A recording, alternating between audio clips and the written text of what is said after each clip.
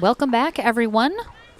Lauren McLaughlin here with John Davison, courtside on championship court number 2 here at the APP Boca Raton Masters Tournament in Boca Raton, Florida at the beautiful Patch Reef Tennis and Pickleball Center.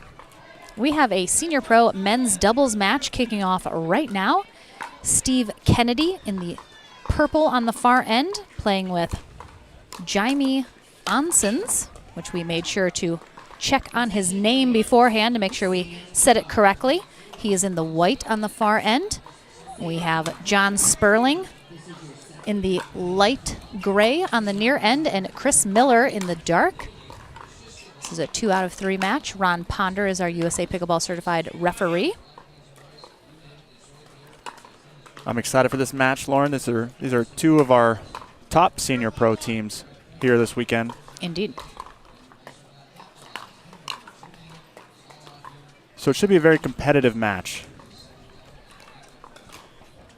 I'm very excited to see Jaime Ansons play. You did a little digging into his past. He's a former professional tennis player. Pretty good one, too.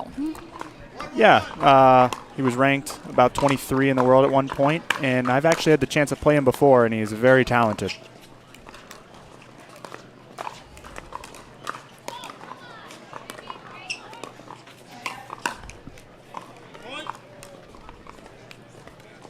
We're working on getting that scoreboard up and running for you guys. It is 2-1-1 here in game 1.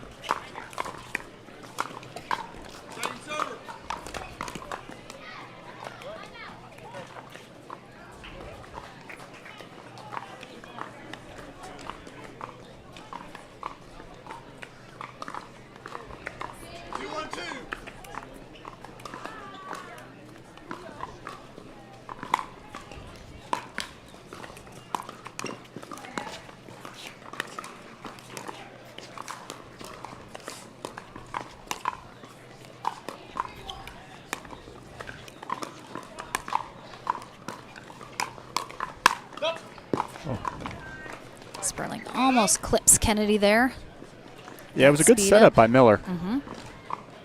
I'm excited to see Steve Kennedy. He, of course, is a local Florida boy here on this side of the state, eastern coast of Florida.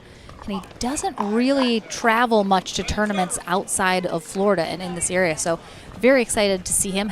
It's been a while. It's been a while. Yeah, and he's definitely very familiar to a lot of pickleball fans that have been around for a long time. He's an OG. He sure is. Very accomplished. Also, I think people don't realize, much taller than you would expect. I feel like until I met Steve Kennedy in person, I was like, you are very tall, sir. And of course, his partner, even taller. Yep. Jaime, I have to say, is probably, what, 6'6", maybe? Yes, he is very tall and very long. And for being a big guy, he's got very quick hands at the net. So he can be very dangerous to attack, right? Because he's very quick, but he can hit down on the ball.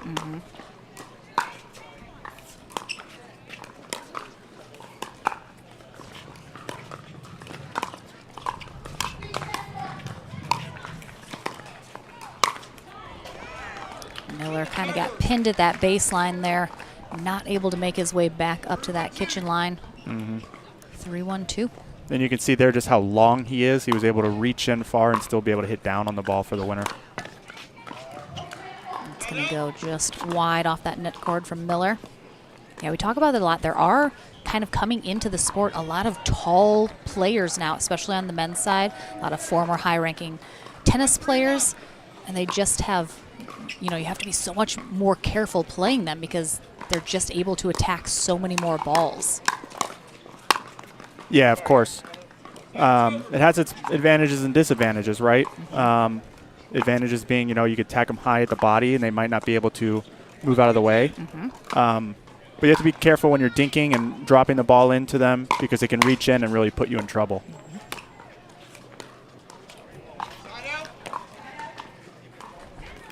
So Kennedy and Ansons struggling just a little bit here to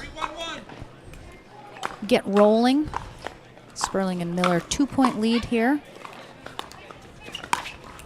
And this Sperling leaves that up much too high. Yeah, that was a nice backhand angle. Put away. Yep.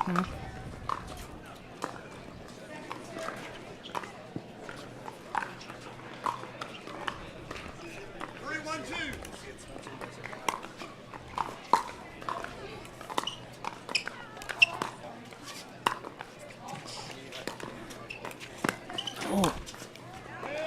Good recovery from Miller on that angle. The ball gets behind him a little bit, but when you really have to struggle to kind of get that shot, a lot of times you're going to leave it up a little too high. Can't do too much with it. Yeah, it's a few times we've seen Steve Kennedy now play that sharp angle to Miller's backhand. It's worked out for him. And we've also seen him attack a couple times, as you mentioned, high on the body of Onson's there. He is so tall, kind of a lot of real estate to work with when you're looking to body up an opponent. Yeah, exactly. And as a bigger guy myself, I can attest that it's hard to get out of the way sometimes, especially when you're a bigger guy. So I hear you saying you get hit a lot with the ball, John? Never. My hands are too quick for that.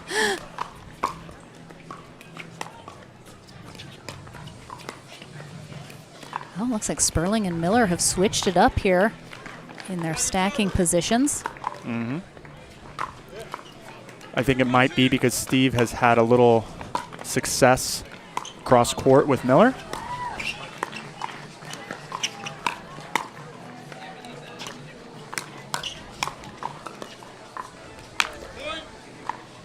All right, finally break off of 3. And you see that a few times now. Miller, the way he sets up his attack, he goes inside out down the line and looking for Steve to pop it up for them to clean up. So I think Sperling and Miller like the way that they're set up with Miller on the right.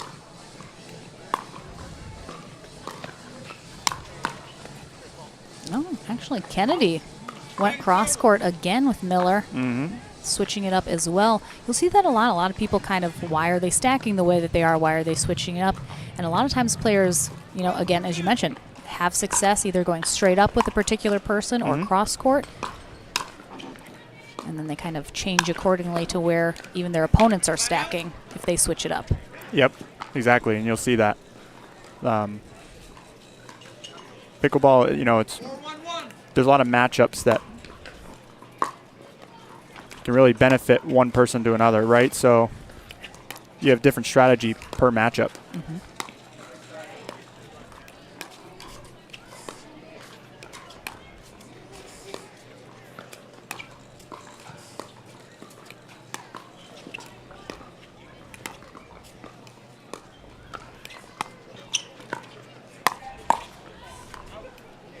Sperling did a really good job backing Kennedy up off that line, which then kind of gave him more options, sped it up at the body, and forced Kennedy to kind of swing a little wildly at that. 5-1-1 now.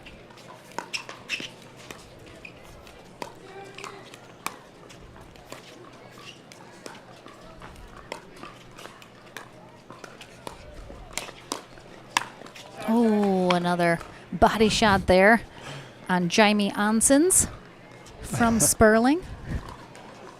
Right in the top of the head there.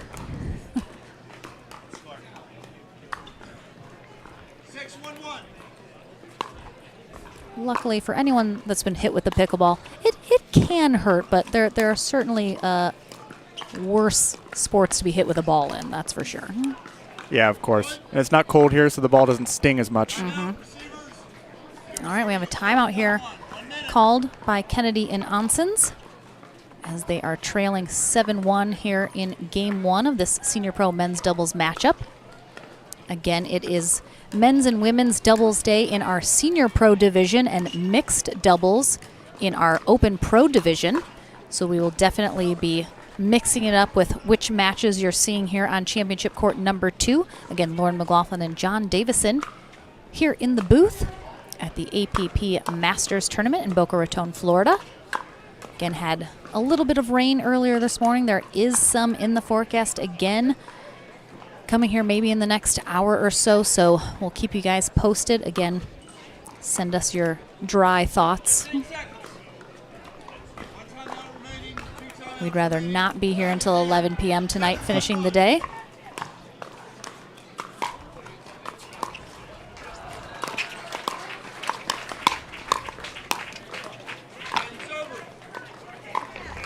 We also have 3 engaged paddle players here on the court. Sperling, the lone Selkirk paddle.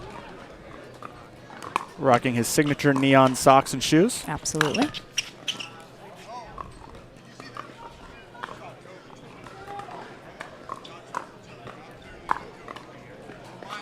All right, Miller actually asking Ron Ponder if he saw that ball. He thought that might have caught a line, but the call is out. And Ponder not able to see it clear enough to overrule that.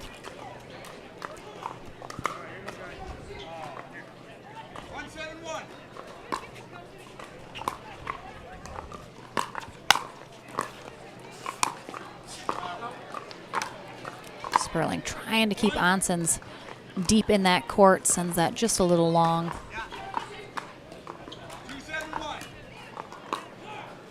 The long-awaited second point for Kennedy and Onsens on the board now.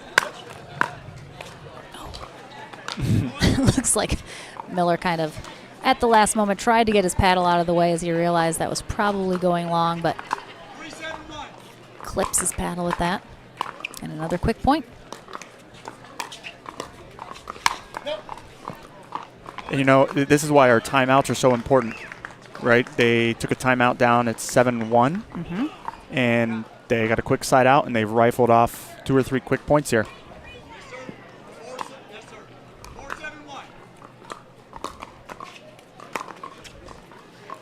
Yeah, they're going to get another error there, so very good. Clearly, you know, strategized a little bit during that timeout, made some adjustments here, and they're getting some errors.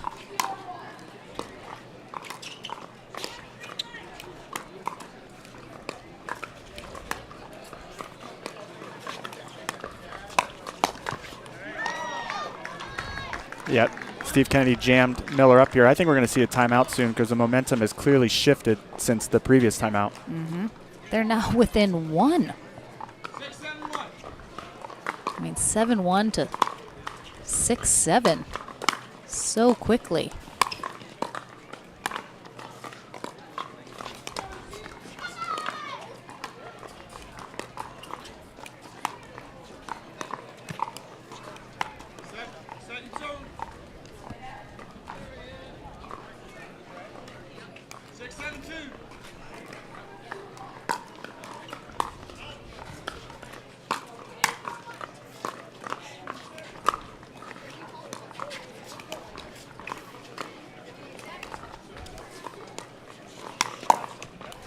Nice pull there from Sperling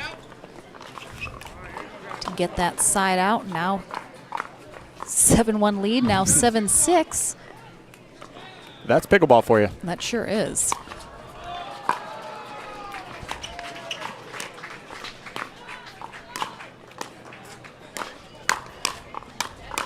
Nice hands from Onsens on a couple of those, but just not able to handle the onslaught there from Miller. Just rifling those forehands and backhands.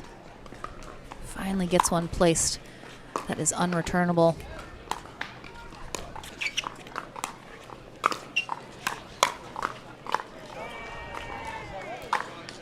That was close. That was a little close to call from where I'm sitting. Let's take a look at this replay. Ooh, it does look like it just missed that line. I think especially from Miller's angle, he would have the better angle on it to see if there was any blue in between. Oh. Miller was sitting on that backhand, expecting it, and got a little excited. All right, 9-6-2. They have managed to pull away again just a little bit.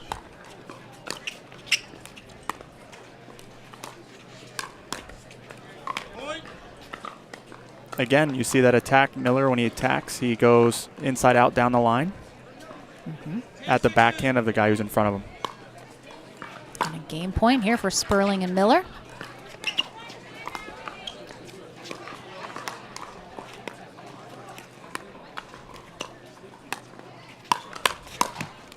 Sperling ready for that speed up from Kennedy. And they managed to stay in front here in game one, taking it 11-6 over Kennedy and Onsens. We'll take a short break here on championship court number 2 and be right back with game number 2 in this men's senior pro doubles matchup right after this.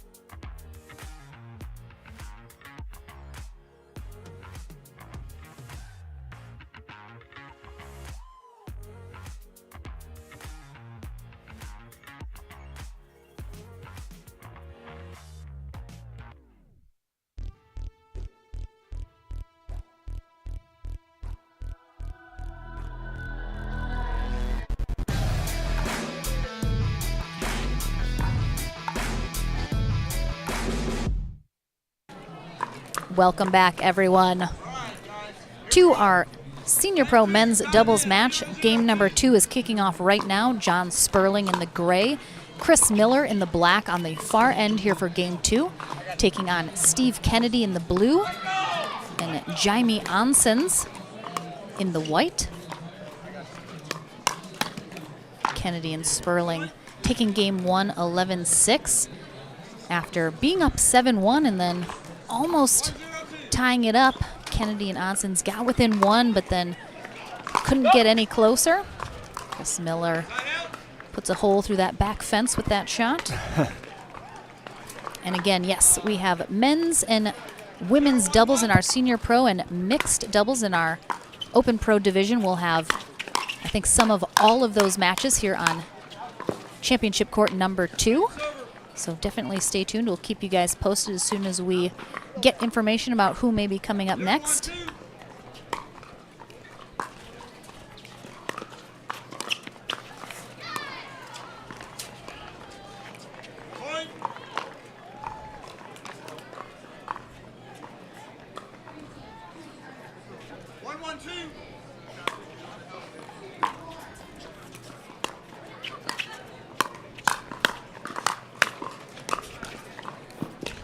Defense from Chris Miller. Oh.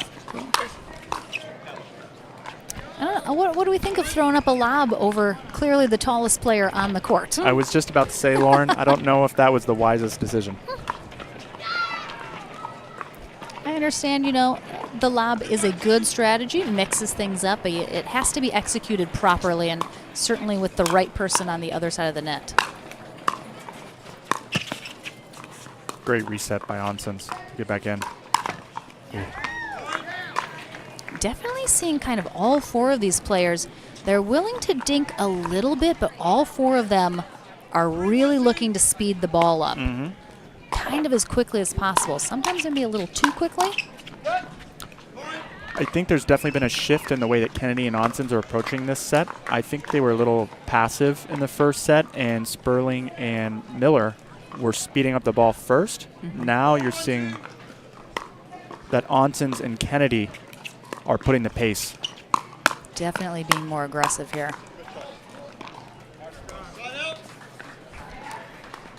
I think run number 3 or 4 now for how many balls Onsens has been hit with so far this match.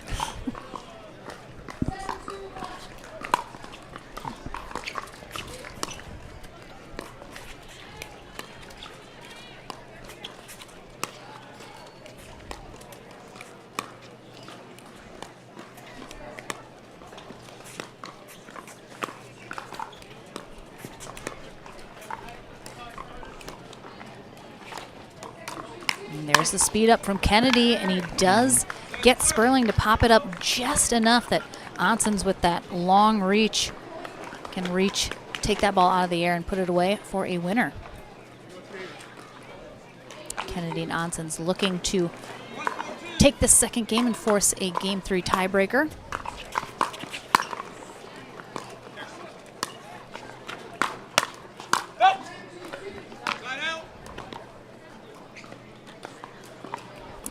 In the beginning, Jaime Onsens, out of Brazil, former professional tennis player.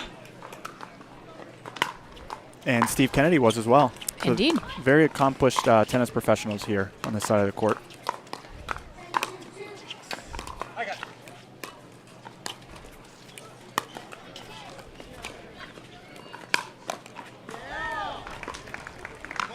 And Kennedy, very aggressive, looking to speed that ball up, and he's doing it quite well so far, especially here in Game 2.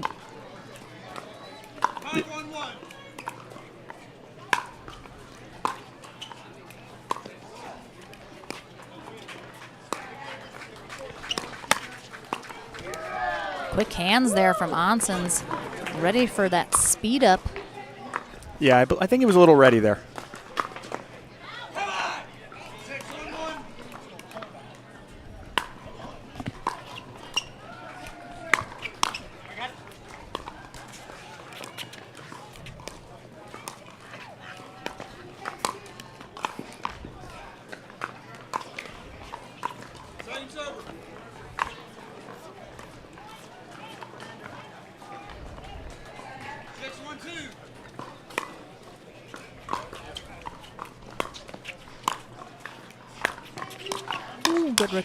Good recovery from Miller off that net cord, but unfortunately leaves it a little high.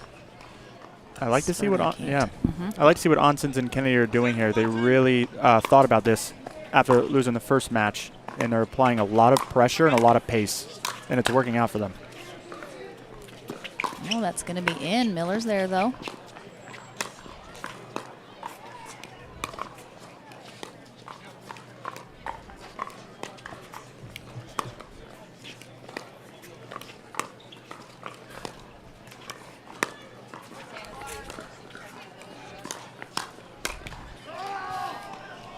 Really great job by Miller to stay in that rally. Got pushed back, he had to go for that lob. Then got himself back up to that kitchen line and back into that dink rally. And this is the same spot in Game 1. Oh, incorrect receiver for Kennedy and Onsens. I mean, again, it's not quite as crucial of a point in this second game.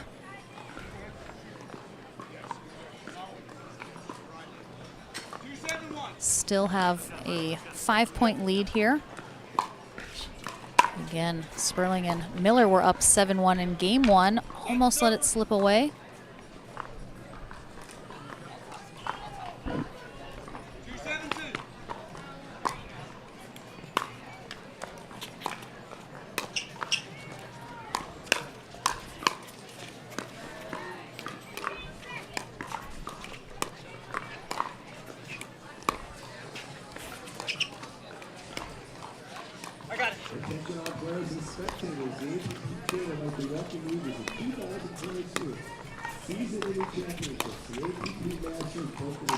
I was like, Kennedy wants to speed it up. I was like, it's coming, it's coming.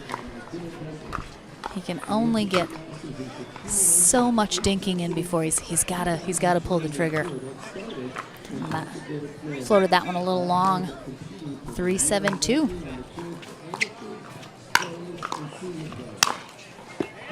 Sperling and Miller are our number 2 seeded team here in Senior Pro Men's Doubles, while Kennedy and Onsens are our number 7 seeded team.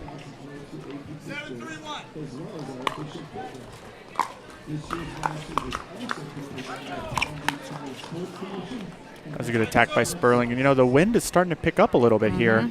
It is, with these kind of rain fronts in the area. Definitely breeze blowing a little bit here.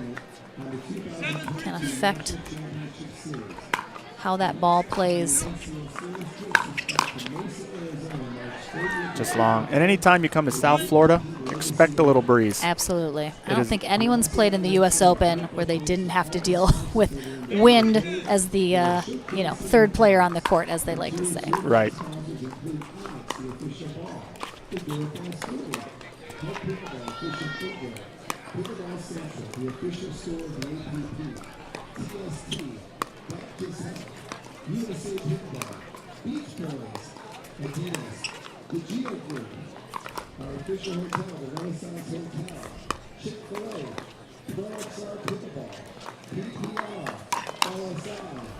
There's the speed up from Kennedy, and you have to think, Sperling and Miller both have to be expecting it. They know that's what he wants to do, and you saw Sperling was ready for that.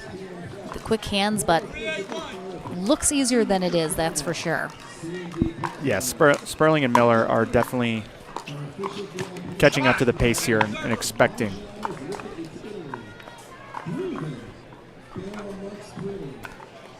Expecting the shots to come pretty quick.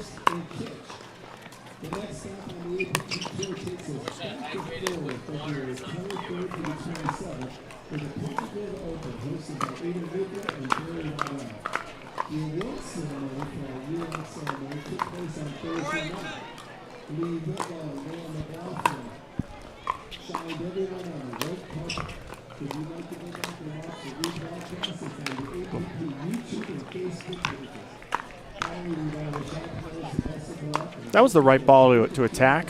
He just didn't get enough underneath it.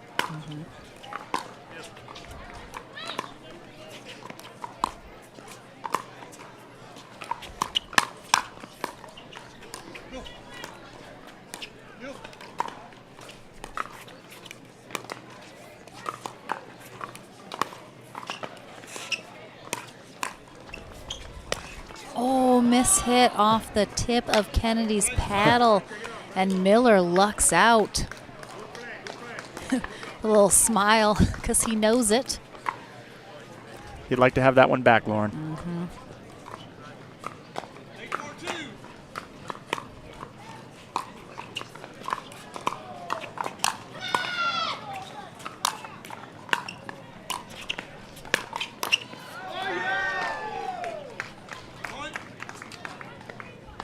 2 points away from going to that Game 3 tiebreaker.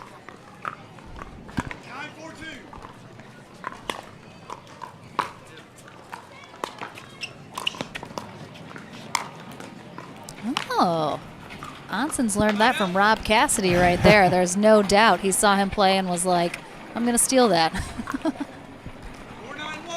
Well, I like it as a taller guy. It's harder to get those low balls. So if you already start on the ground, you're right there. Oh, Kennedy. That one-handed backhand. Just a little stretched out too much. Puts that into the net.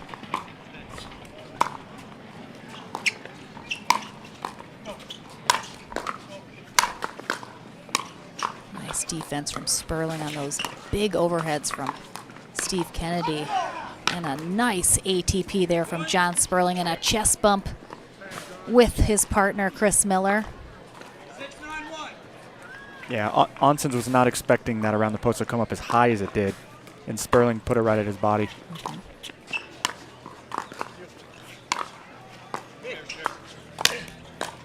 I got it. A little confusion in the middle there. And the momentum is shifting back to Sperling and Miller. I think it's already shifted. Yep. And we have a timeout as a result here from Kennedy and Onsens. I was going to ask, so obviously Sperling Miller, our number 2 seeded team, Kennedy and Onsens number 7. How big of a gap does there have to be between the seedings for it to be considered an upset when the lower seeded team beats the higher seeded team? I don't know. What's the spread? But I don't know if it would even be really an upset. That's what I'm saying. Is like, do they have to be?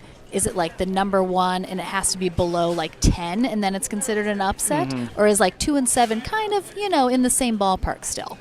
Well, I guess the Vegas odds would still put it at an upset, but it shows you really how deep the senior pro field is here, because Onsens and Kennedy being the 7th seed, they're still a very good team that can contend for medals. All right, coming out of this timeout.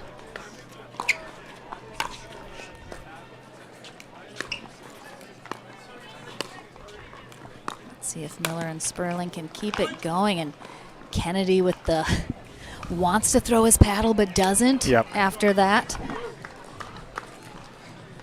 And they are within 1 of tying it up here in game 2 after Kennedy and Onsens looked like they were for sure going to be getting to that game 3 tiebreaker.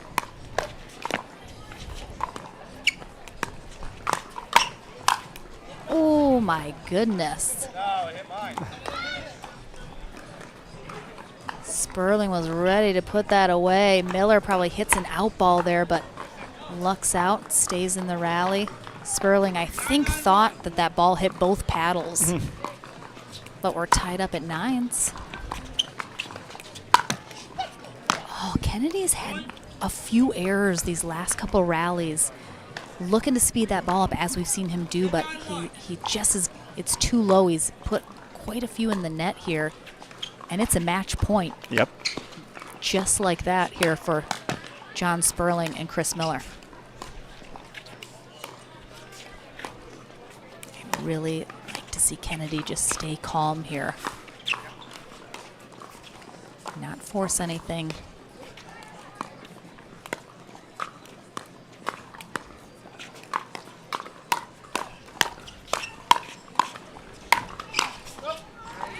Comes out on top of that. Kennedy, of course, was the one who started that speed up. Yep. And we've match point number 2 here. Again, you're out in front. Your lead's gone. Now you're facing a match point. It can definitely tighten you up and make you force something here. Let's see if Kennedy and Onsens can get another stop here. Kennedy and Onsens have switched sides here.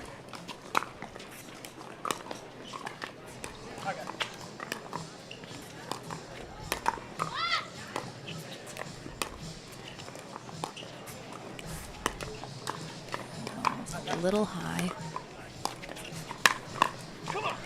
That one was definitely attackable, especially for someone as tall as Onsens.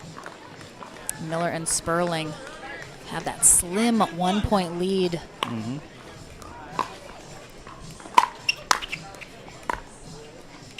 Oh, the wind, again, you mentioned it's picking up here a little, is into the face of Kennedy and Onsens. Very probable that the wind held that ball up there.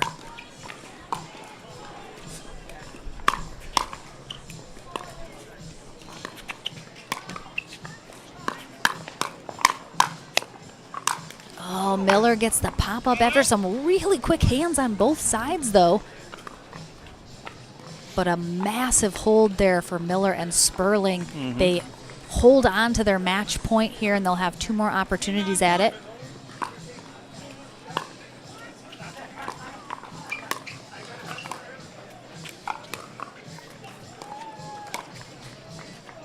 And it just goes long.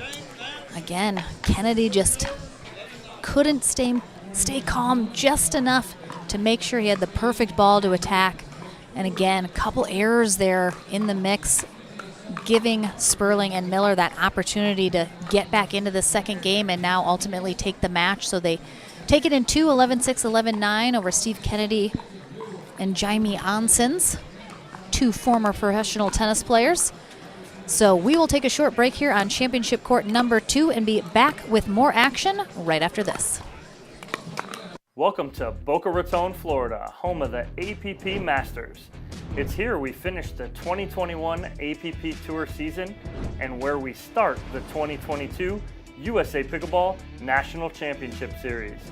Don't miss a minute of the action as we bring you amazing matches featuring the best players in the world. The APP Masters is brought to you by Original Penguin by Munsingware, Head Pickleball, Rockin' Protein, Palm Beach County Sports Commission, OS First, Papico Sports, Paddle Tech, Consumer Cellular, and Franklin Pickleball.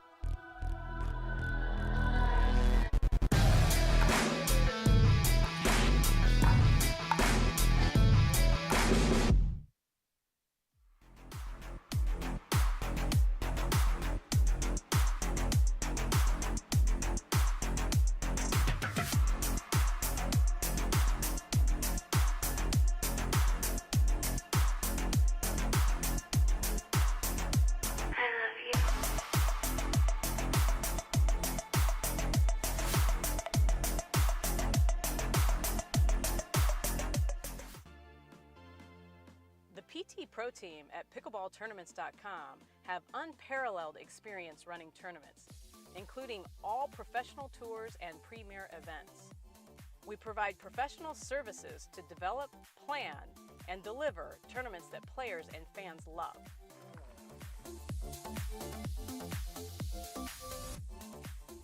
Pickleballtournaments.com, powering pickleball tournaments worldwide.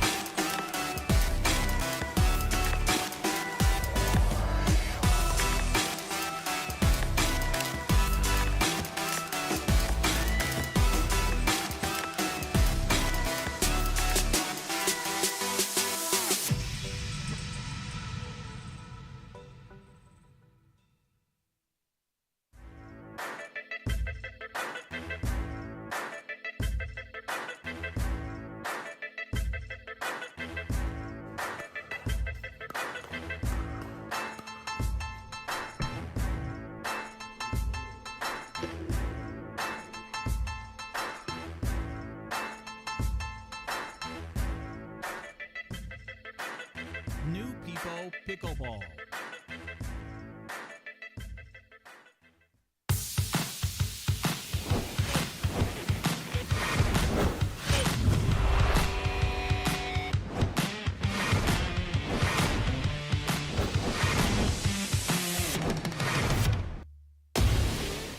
I'm so ready for next gen. This is Next Gen Pickleball. I'm so ready for the Next Gen Tour. Super excited about next gen. I can't wait for the APP Next Gen Tour. I'm super excited for next gen.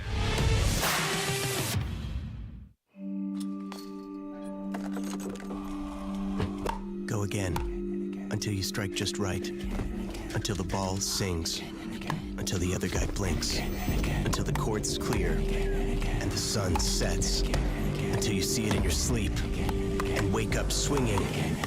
Go again. until you can't miss, until you can't lose. Go again and again.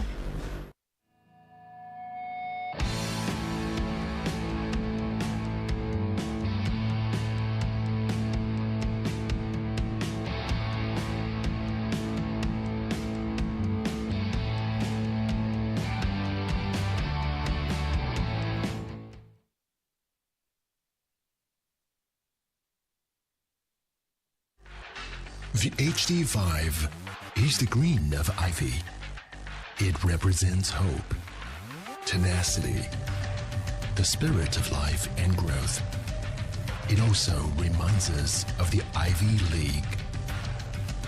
The HD5 features a good rotation, an excellent sweet spot, thicker core, and super power.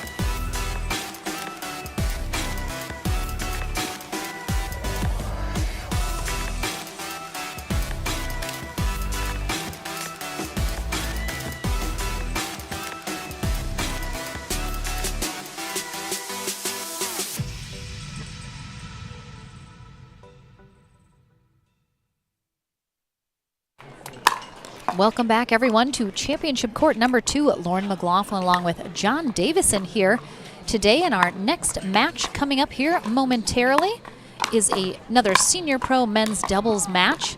It is our number 1 seeded team, Dave Weinbach and Mircea Marariu. Weinbach in the bright yellow shorts.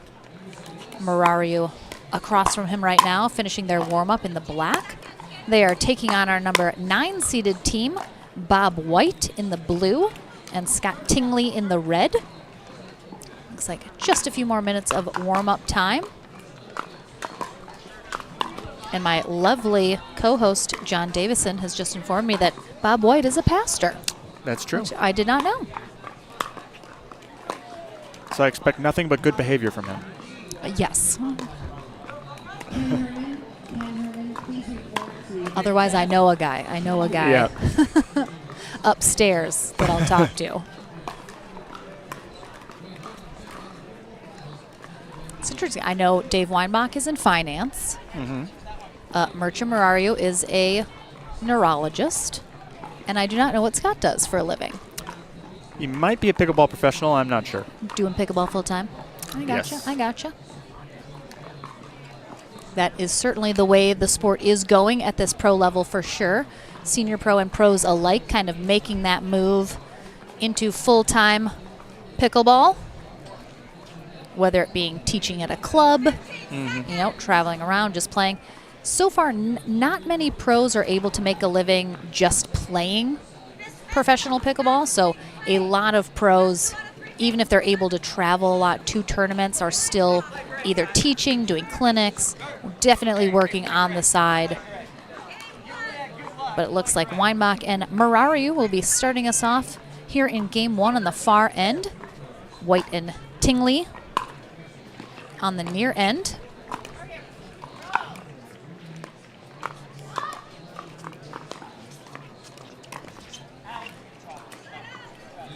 Diane Unitich is our USA Pickleball certified referee for this match. 1-0-1. White and Tingley on the board first.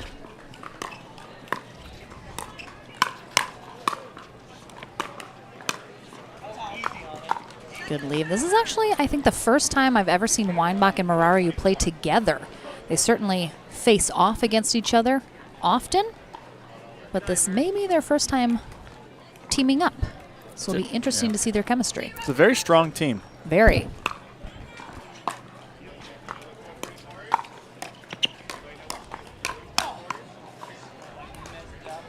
I do always love how a lot of people ask, how pros pick their partners, how they find their partners, all of that stuff. And people do sort of describe it as, it's like finding a date for the prom. It's like the most popular ones get asked a lot.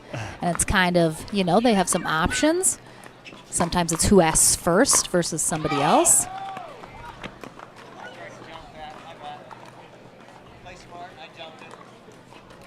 Bob White is going to bring a lot of energy to this match. He's a very energetic player.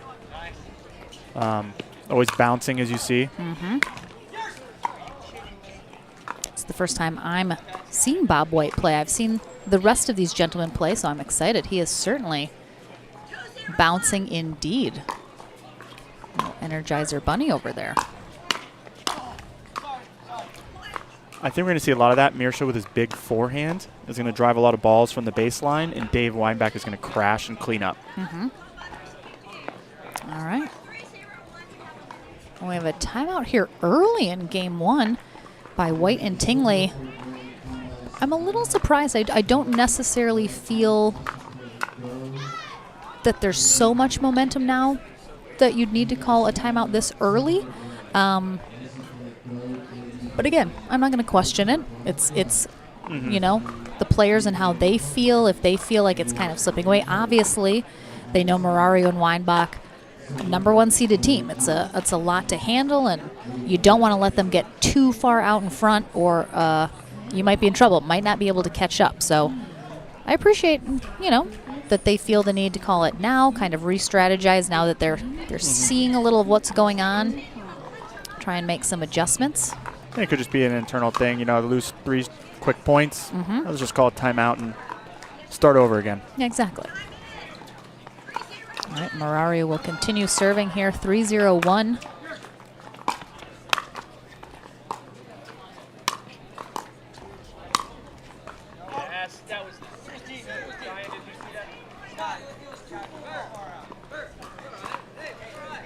I'm allowed to ask.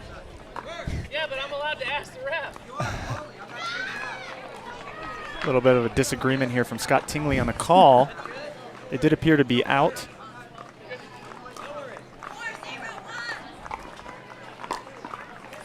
The wind is starting to shift behind the near court here. So the balls are sailing a little bit. This is a quarterfinal matchup here in our Senior Pro Men's Division. White attempting a lob there, leaves it a little low though. Weinbach able to get that with his forehand, put it away. And they keep rolling here, 5-0-1 now.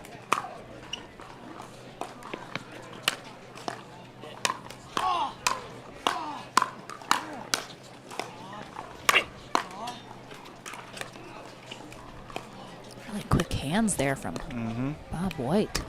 Oh, and there, oh. So, that one landed on the line. Weinbach told Murario it was his, essentially sent him on a mission to track down that lob, and I think Murario thought it was going long and then just kind of was no longer able to get it.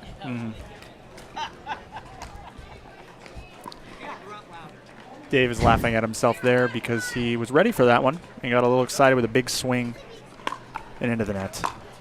I think his partner Murario said, maybe next time if you grunt louder, it'll go over, which is a good point.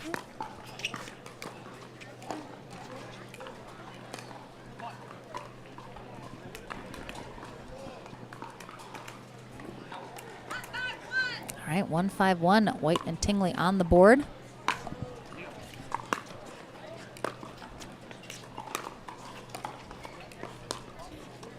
That's gonna land in as well. There's a good close in the transition zone there. Scott thought he had a little bit more room to play with, and Dave closed that gap, leaving Bob White no time.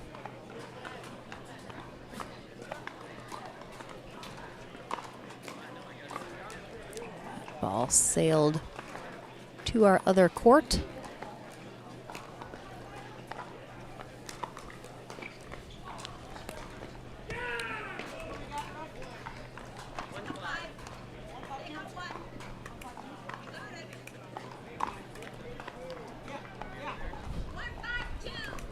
Again, breeze picking up quite significantly now here. Seems to be a little cross court, but mostly to the back of Murario and Weinbach. It definitely seems like it's starting to swirl a little bit as we sit here. Definitely changing directions.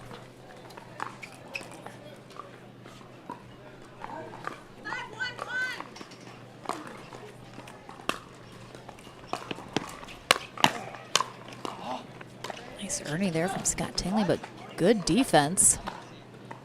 That ball is called wide. Let's take a look here on our replay. Ooh, that looks like it caught a line to me, but The ref confirmed it was out. again, it can be really hard to watch on camera versus in person. Daniel Roditi, who was with me last weekend in Mesa, said, you know, a lot of times on camera, the lines are so bright, they look wider. So it looks like it hits a line sometimes on video when in person it didn't. So I think that's something to remember. Again, I was rewatching the video replay. It looked like it caught that outside, but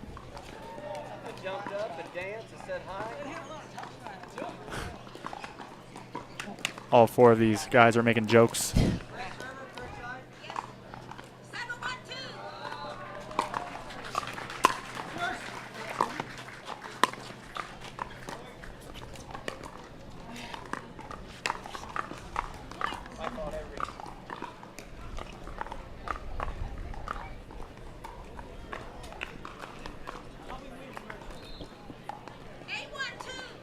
Eight, 1-2. Weinbach and Murario still pulling away here, continuing to just methodically add those points.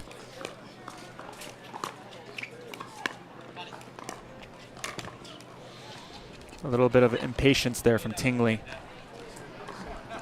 You see a lot, you know, when you're down a lot, sometimes you can feel that pressure start to press a little too much. Try and force things to happen, and instead of waiting for the right opportunity to come to you. Oh, that was beautiful, though. The form. It was graceful. That was, he's got some dance in his background, I have to say. A 10 in form, but 0 in execution. Exactly. I mean, fortunately, no style points in pickleball, which is sad. So you mentioned, you know, everyone kind of joking, having a good time. I'm sure, you know, Murario and Weinbach having a little better time. Obviously, they're up 10-1 here in game one.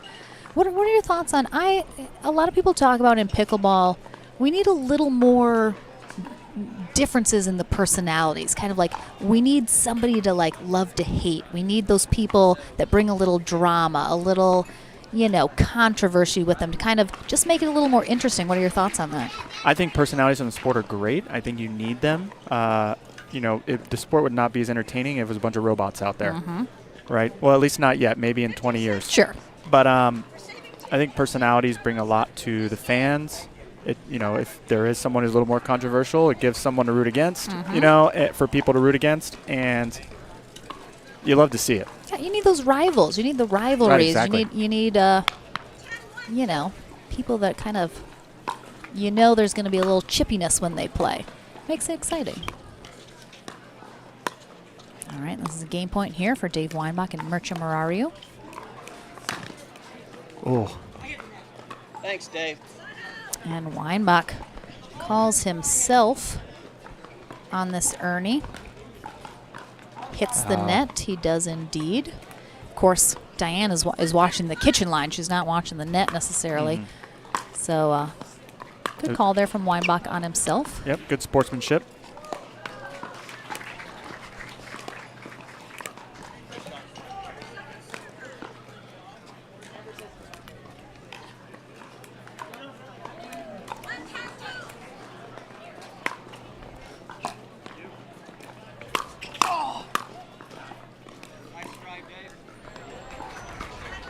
Good block by Dave Weinbach to cross the body of Tingley, not really give him anything to work with.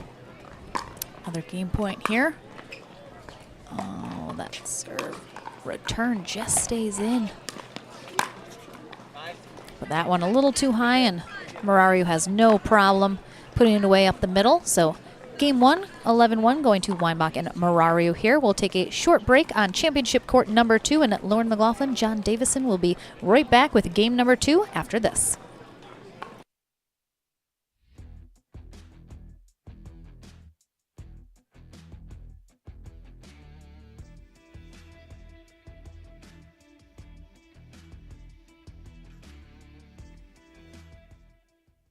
Consumer Cellular has the best customer service. They care about the customer. The best price with the best quality. The prices, the coverage. The coverage is great. It was the same, if not better. Consumer Cellular provides the exact same premium coverage as the nation's leading carriers for half the cost. Switch to Consumer Cellular and get talk, text, and data starting at just $20 a month. It's like 4 scoops of ice cream for the price of 1. Switch today and get a 100% risk-free guarantee. Call or go online.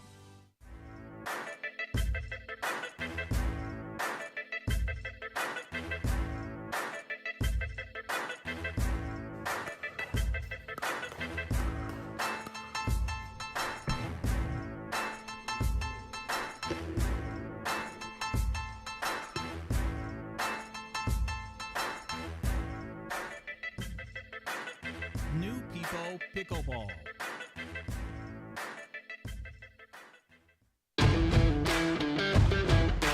Hey, I'm Ben Johns, and I'm here to tell you why the pros prefer the Franklin X40 Pickleball.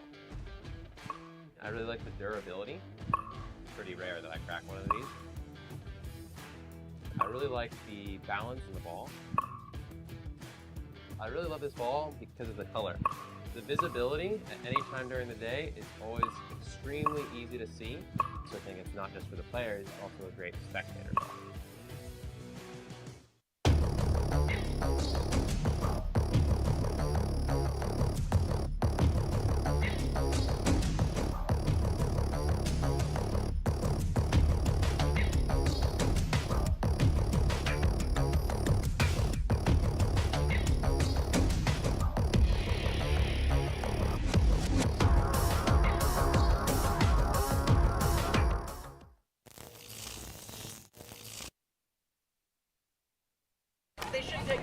Welcome back, everyone, to championship court number 2. Quarterfinal matchup right now going on in our senior pro men's doubles. Dave Weinbach in the white shirt, Mircea Marario in the black on the near end, taking on Bob White in the blue and Scott Tingley in the red on the far end. Game 1 pretty handedly went to Dave Weinbach and Mircea Marario. They're certainly going to look to head to the semifinals in 2 games here, while Tingley and White will need to win the second game in order to force that game 3 tiebreaker if they want a spot in a semifinal match. Yeah, Lauren, it seems that they just really haven't settled in yet, Tingley and White. You know, sometimes when you play the top seed, you try to be a little too perfect, right? You put a little pressure on yourself, and then you end up creating errors. They just need to settle in and just play pickleball. And of course, Weinbach and Marario, very aggressive, looking to attack. You know, well known for that. So can be kind of a lot, especially mentally, when you just feel like you're on defense the whole time. You're trying to survive, and that can certainly lead to you not playing your best pickleball. Exactly. And, you know, this team adds a lot of pressure. And pressure is very big in pickleball. You have Marario with the big power and Dave Weinbach with the quickness up at the net. And that's what they're using.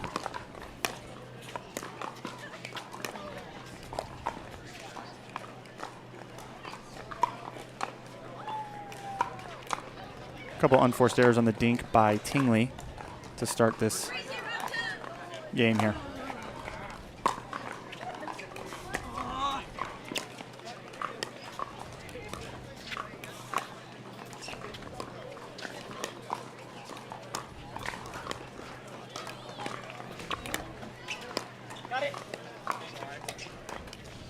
A little miscommunication there in the middle. And again, like you mentioned, you know, Tingley and White have had some opportunities and moments to kind of get something going, and the execution has just not been there.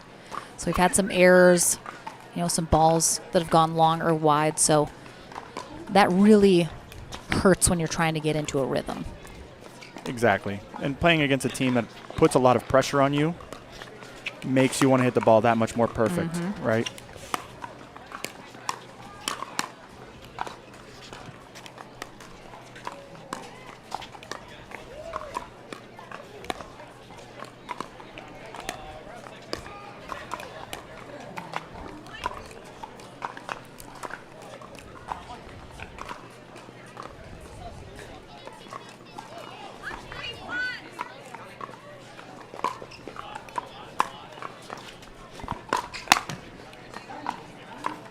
Big drive by White. Very low to the net. Weinbach couldn't really do very much with that and just caught the tape. 2 errors from Weinbach these last 2 rallies. Oh, beautiful drive there from Scott Tingley. Right past Marario. Doesn't even attempt it. And tied up at 3s.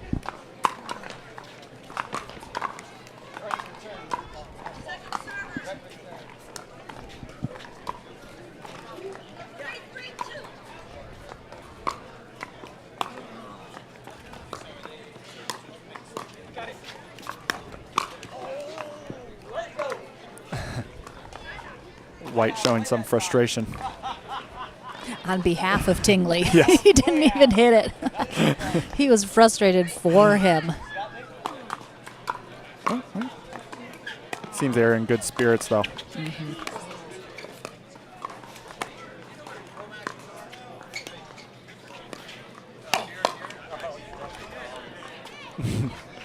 I don't miss those. And again, there is, we mentioned the wind, a bit of a factor. So with the end change, there can be a little bit of a recalibration there due to the different wind conditions. But Tingley and White already, you know, much better showing here in game 2. Oh, we had a ball. I was wondering if they were going to call it. Roll by. But, you know, it was good sports by Tingley and White to allow that let to take place. Yeah, of course, like certainly didn't come onto the court or affect play at all, but it can be a distraction when you kind of see it out of the corner of your eye. Great pressure by Weinbach. Making himself real big in the middle of the court after driving into Tingley.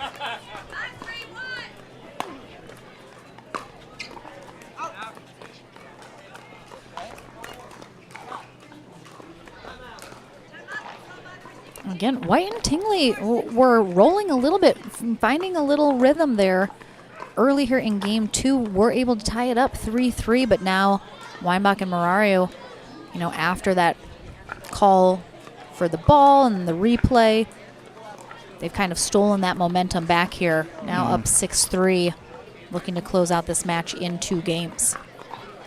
Yeah, and it's just come down to errors. Mm-hmm. You know, a missed return, a couple missed dinks. At this level against this team of Marario and Weinbach, you just can't make those errors. Mm-hmm. The game just gets away from you just like that.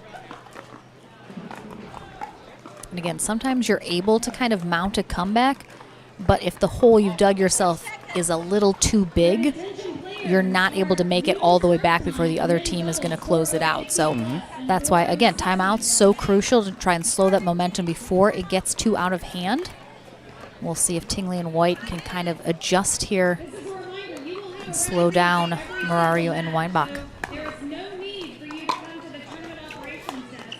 When you receive your text for your court assignment, please report directly to the Oh, nice ups there from Bob White.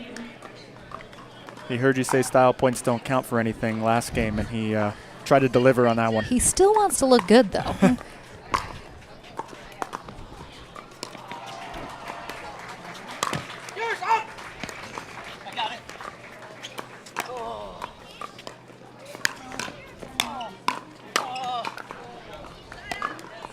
Nice rally there. Good get from Marario as that ball trickled over, but then White and Tingley staying calm. Stayed in it. Got that side out. little confusion in the middle as Marario finds a gap. The middle was open. As both Tingley and White look at each other.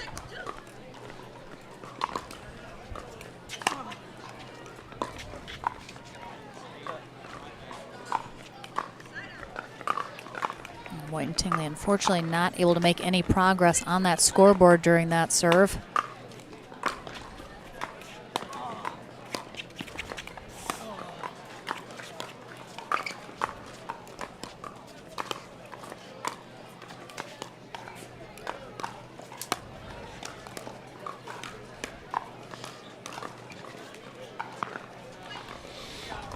Again, it's errors. You know, it's not anything major. It's not, you know, flagrant errors that are being made. It's just, you know, there's certain like fundamentals you have to get your dinks in. You have to get your dinks over the net in order to stay in the rally. Oh, well, that was a good attack inside out. Caught Dave a little off guard there as Dave smiles.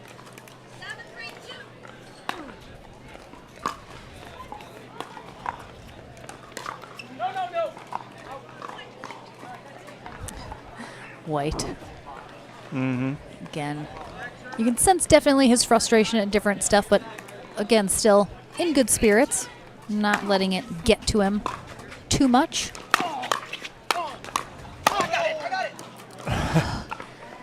Sometimes when you start it, you want to clean it up, right? Absolutely. You could see sometimes a player will engage, and it's like, just get out of the way. It doesn't matter where their next ball is. They're going for every ball.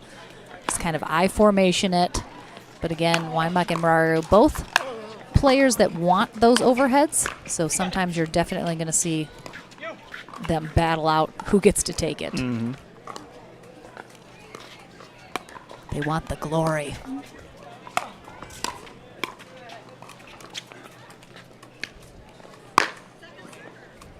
And see, we have another missed dink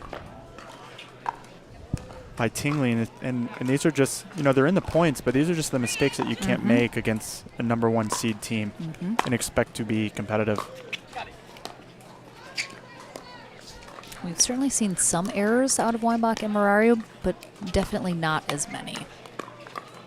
And that will always translate onto the scoreboard.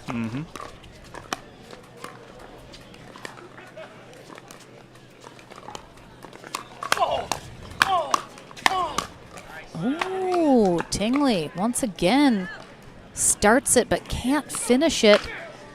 Had some quick hands there, but keeps getting backed off that line, and finally that last one he is not able to handle.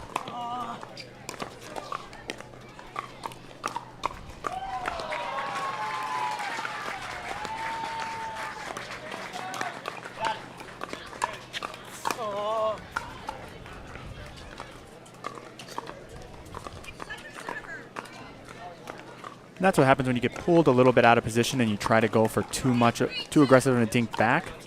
Your window of error there really closes, and that's what happened to Weinbach. Oh, great gets.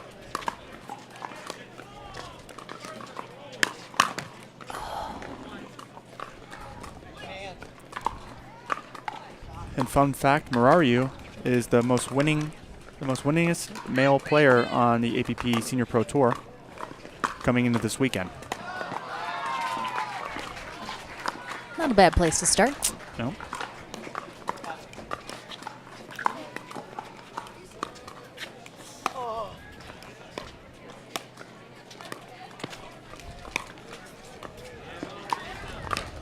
Nicely done.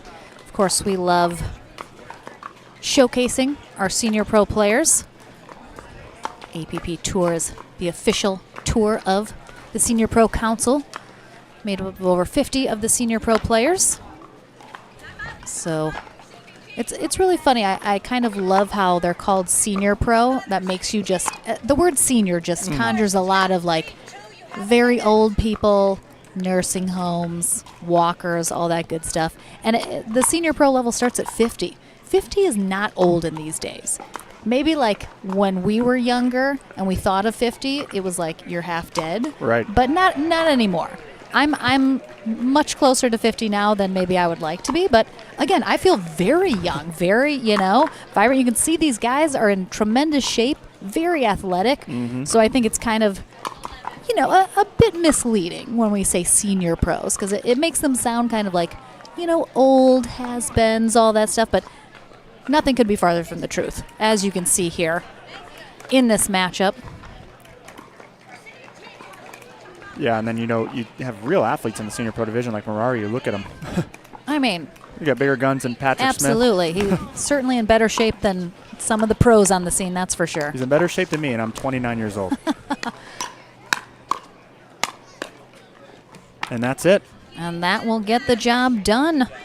Slightly better effort here from Tingley and White, putting up a fight here in game number 2, but our number 1 seed rolls through the quarterfinals into the semifinals. So don't go anywhere. We'll take a short break here on championship court number 2. Lauren McLaughlin, John Davison will be back here momentarily with our next pickleball match coming up next.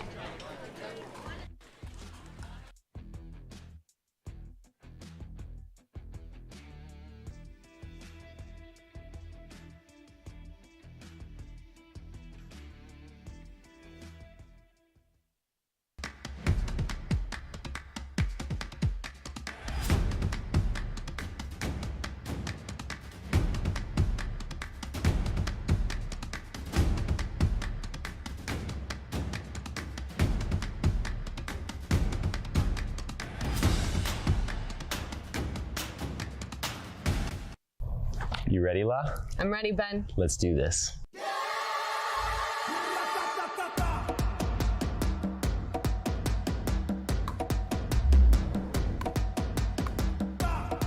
Sorry, Ben. Come on, La.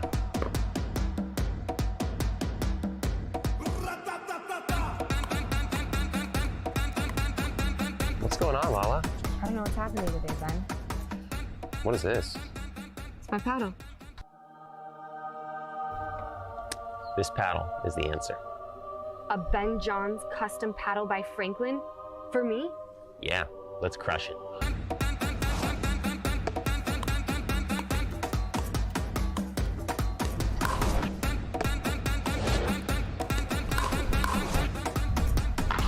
Good game. Good game. Thank you, Ben Johns. Way to go, Lala.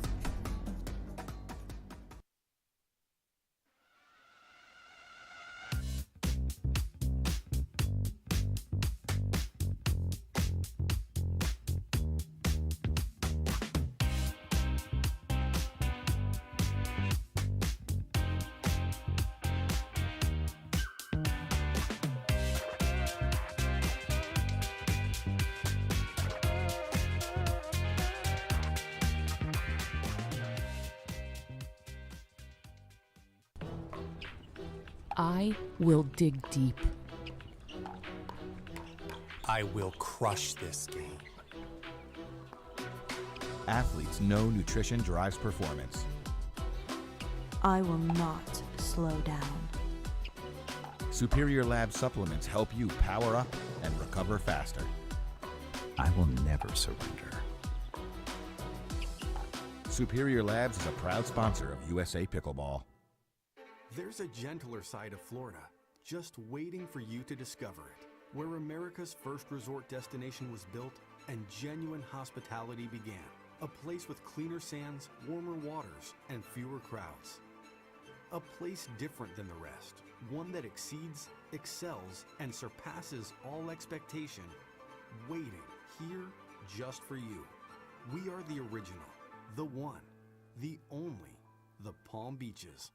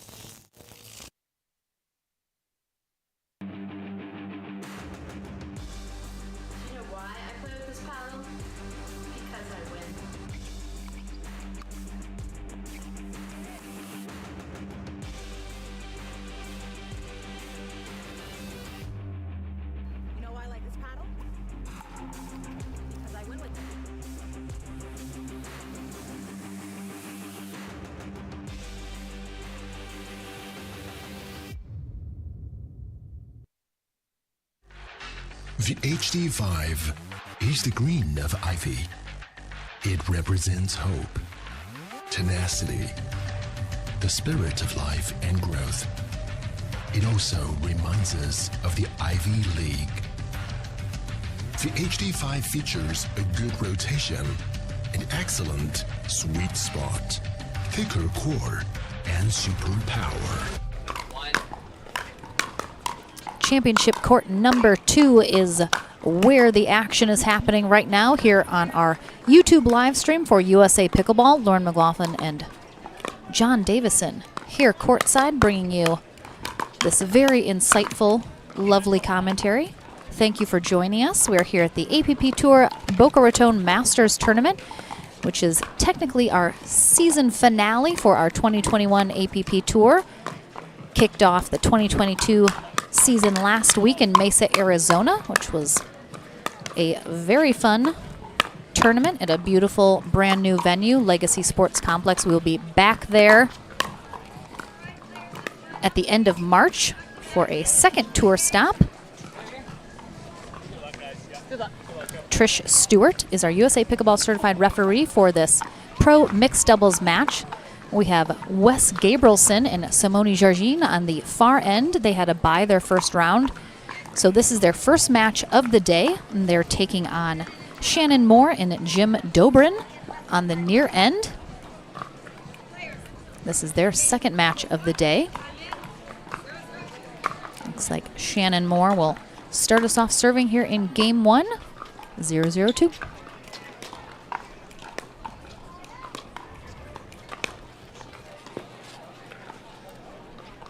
Shannon went for a little bit there. Almost caught Simone. Shannon Moore and Dobrin are a very good team, very solid team, former tennis players. And I think you'll see that they can really hang in with Wes and Simone. I agree. I've seen them play a few times on the APP Tour. Definitely impressive players. I've played against them several times in tournaments, and they're very solid, not a lot of errors. So I think we'll see some good points here.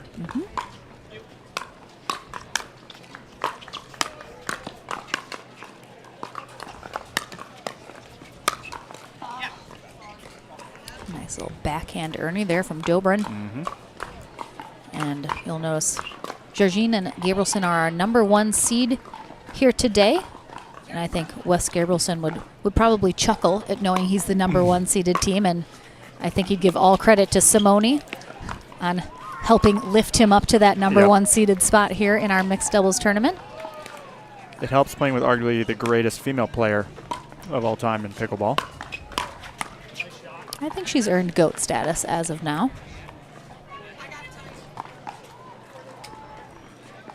Again, announcing her retirement, though, at the end of this year, so this may be the last year we get to see professional pickleball player Simone Jargin. We'll see her maybe transition full-time into teaching, running her foundation.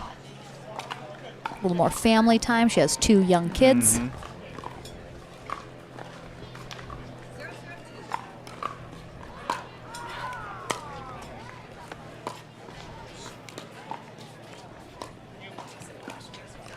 Gabrielson actually did some commentary with me last weekend in Mesa, Arizona, which was super fun, and he let me know he got the call from Jargin to come up off the bench and into this tournament, so he said he certainly couldn't say no to that. I sure wouldn't. He is an OG of pickleball. He's been around for a very long time. Yep. Plays out in the Oregon area, Pacific Northwest, along with Eric Lang, who he plays with a lot.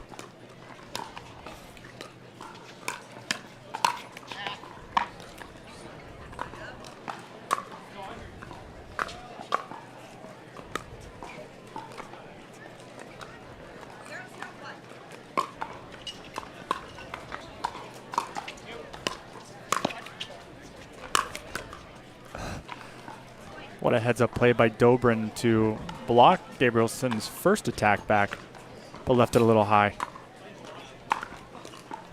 The sun is actually starting to peek out from behind the clouds here. And you'll notice Gabrielson, one of the players that's a bit ambidextrous. You'll see him switch paddles from right to left.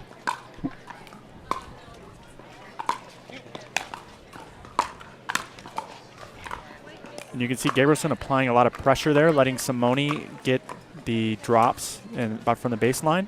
And Gabrielson just attacks the middle of the court and forces more to create an unforced error. Oh, Gabrielson is there, gets the perfect setup for a little shake and bake action.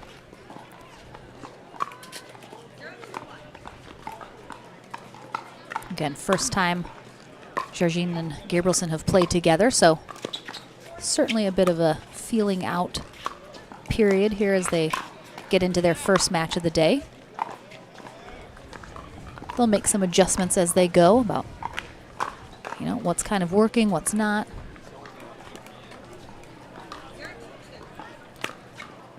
Zero, 2-2.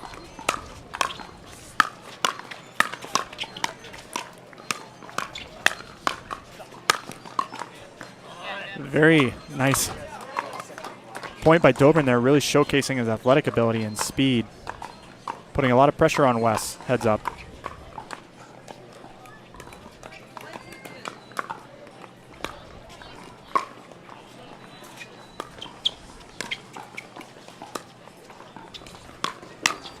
Oh, nice little poach there from Dobrin coming across the middle there. And again, he and Moore play together quite often in mixed doubles, so they certainly know each other's game well.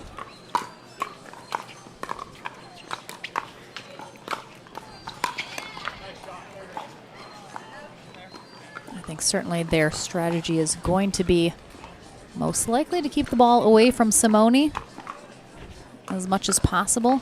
Going to her a little bit here and there, but you can see definitely Gabrielson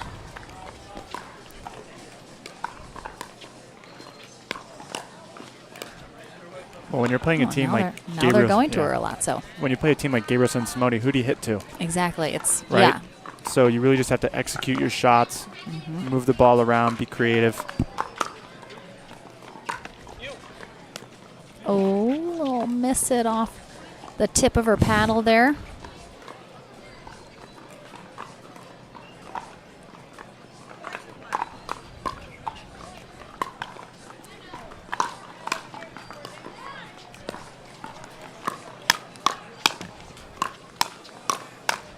Ooh, good hands there, but Jim Dobrin comes out on top. He's had success early on in the hands battles with Wes. So we're looking to see if he starts to maybe initiate the attack a little bit sooner against Wes, since he's had the upper hand in the exchanges.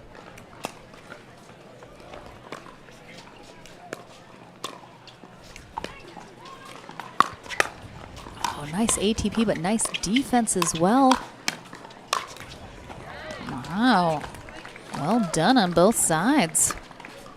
That's Gabrielson here with a little two-handed ATP. Oh, he barely gets by that post, but good defense from Dobrin. Oh, such a low drive there from Georgine. Barely gets over that net and then just kind of drops on the other side. Yep, and then with the added pressure that Wes put on Shannon, you know, it really makes the shot a lot harder for Shannon, because now she's worried about Wes crashing and where to put the ball instead of just volleying it back.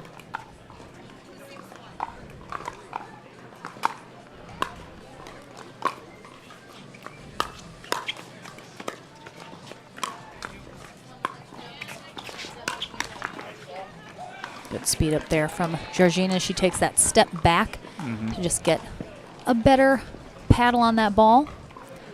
See a lot of that at the pro level. They'll kind of take that step back when they're going to let the ball bounce and just kind of give themselves just a little extra space to work with. And Dobrin critiqued himself. As you can see, he's coming in with big swings, and Simone put a little closer to his body and he wasn't able to react. He told himself not to swing as much. Nice spot there. Oh, again, that's what a new partnership will do. You're going to have some of that confusion in the middle. Look at their eyes. Both of their eyes just, they both wanted it. Especially when you have a lefty. The lefties want the middle ball just as much as the right-handed player.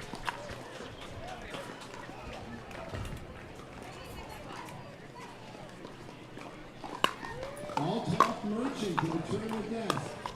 Mr. All top merchant can return the desk. You'll notice too a lot at the pro level, especially when those drives are coming at you, it's not just about blocking it. They block it with a purpose, and they place it with the block. It's not just, you know, get the ball back. They put it somewhere with that block. Yeah, and that's what Wes did to Shannon on that point before, because he was losing hands battles with Dobrin. So as soon as that exchange started, he switched it up and volleyed down at Shannon's feet.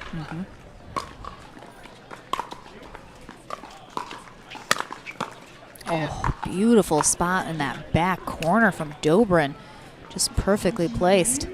And again, you know, didn't have to swing wildly at it. Doesn't need to give it, you know, 110%. Just needs to put it in the right spot.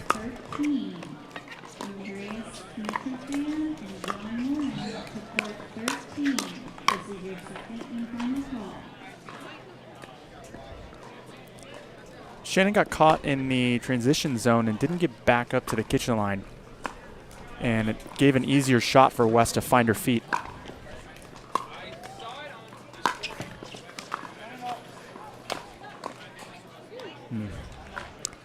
Moore not quite able to recover after that ball clips the net. Such little reaction time. We'll switch there for Gabrielson and Jargin.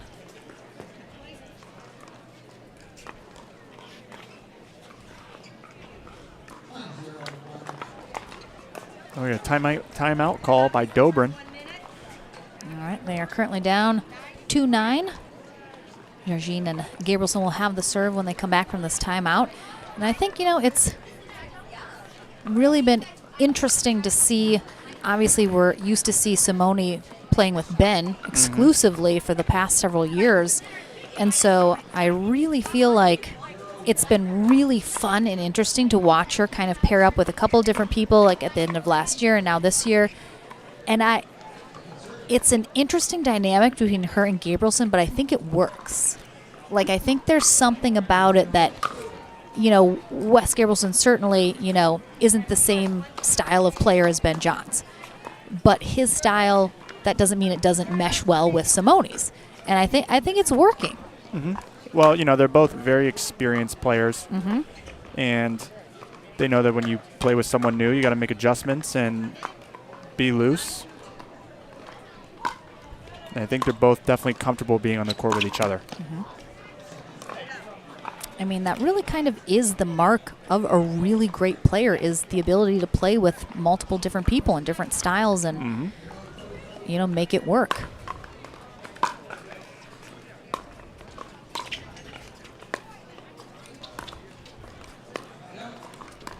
All right, stacking Gabrielson on the left side now.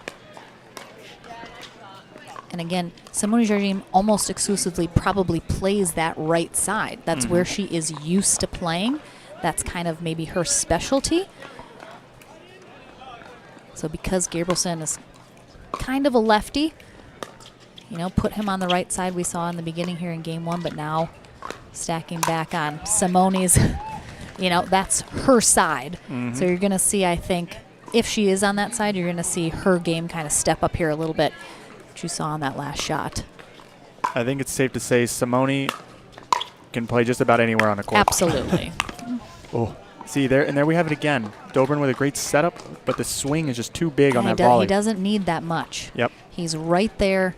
He just needs to put it in the right spot and not kind of overdo it.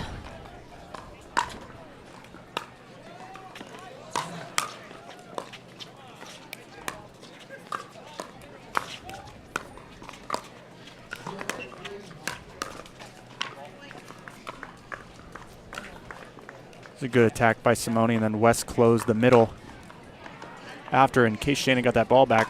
He was going to clean it up. Game point here for Gabrielson and Jargin. Oh, and a ball from the other court right at the end as well, but Gabrielson handles that Ernie from Dobrin. Dobrin wasn't expecting that to come back. I don't think he was. And then he couldn't hit the volley when he was in the kitchen. Yep. All right, we'll take a short break here on Championship Court number 2. Game number 2 coming up right after this.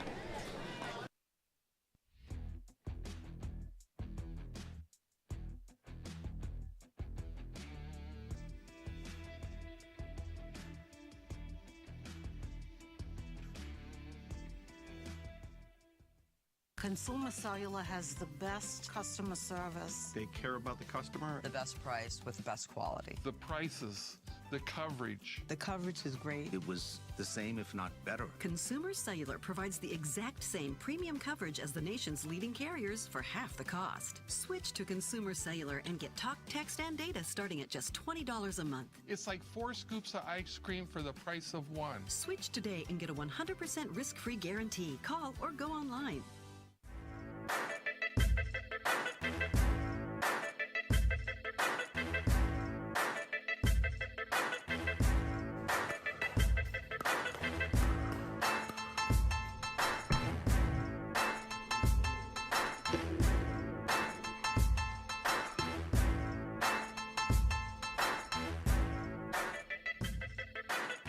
New People Pickleball.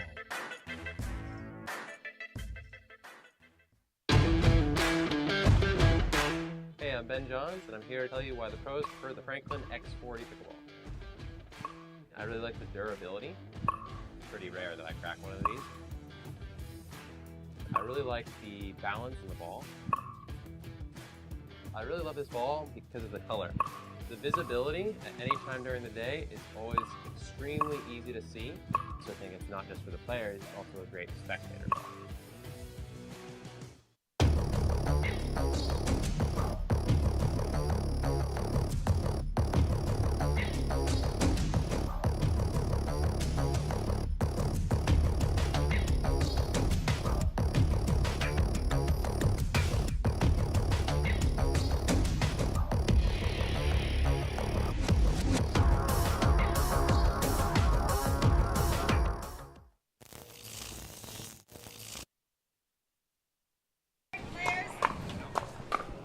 Welcome back. Championship Court number 2. A mixed pro doubles match underway. Lauren McLaughlin and John Davison here at the APP Tour Boca Raton Masters Tournament. Patch Reef Tennis and Pickleball Center. We have Shannon Moore and Jim Dobrin on the far end here for game number 2. Wes Gabrielson and Simone Jargin on the near end. Wow. Oh, just leaves it a little short. Was it too short? Dobrin called that out. So we'll watch a little replay here. Yeah, it looks like it just hit outside that line. Didn't quite get the angle she needed on it. See Simone back on that right side here, but nice hands there from Dobrin. Again, didn't just block it, blocked it with a purpose and in a particular place.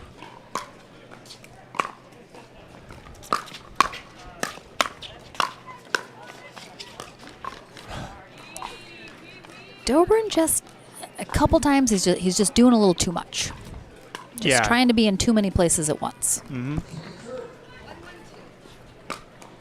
1-1-2.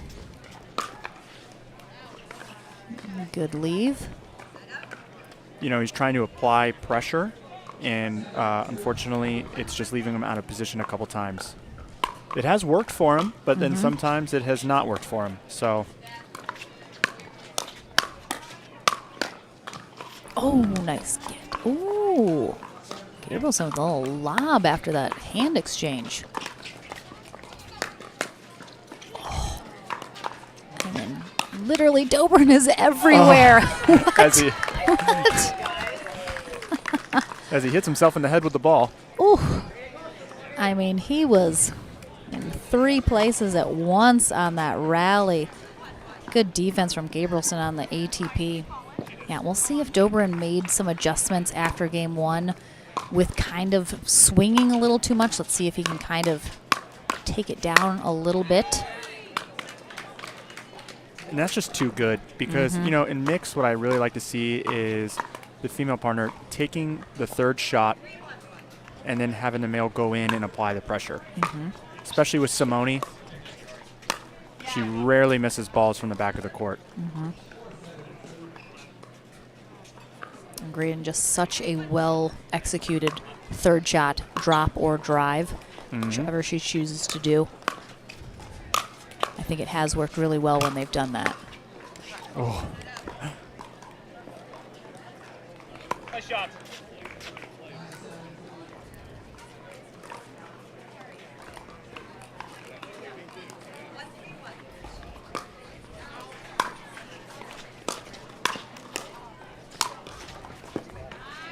Little style points there for Georgina on that put away.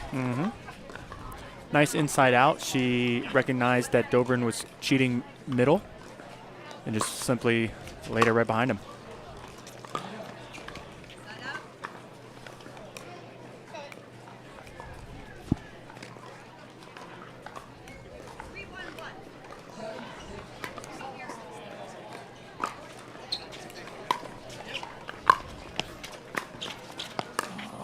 Oh, nice get from Simone, and Wes with the good coverage on that as well.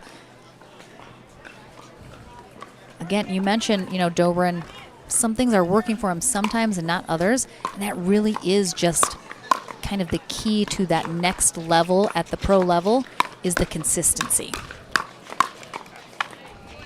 Right, and then also, you know, trusting your, he obviously trusts his partner, but there's some times where I feel that Shannon should probably be taking the ball and then he's stepping in and putting himself out of position. Yeah, I mentioned it before. He's trying to do too much. He can only be in so many places, and when he tries to do that and overcommits himself, it leaves, you know, his partner vulnerable or a big open area of the court. Yep.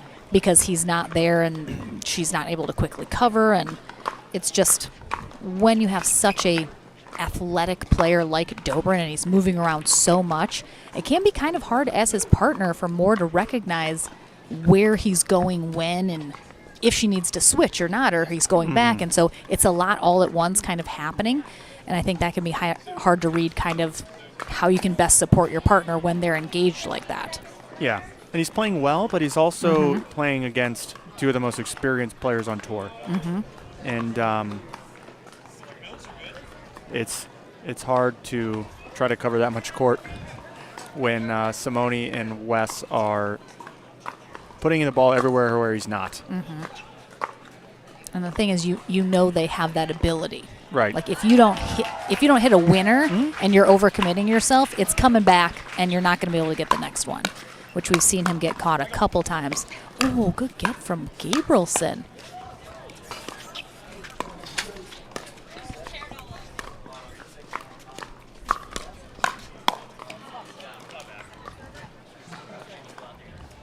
Good attack by Moore to capitalize on Wes's pop-up.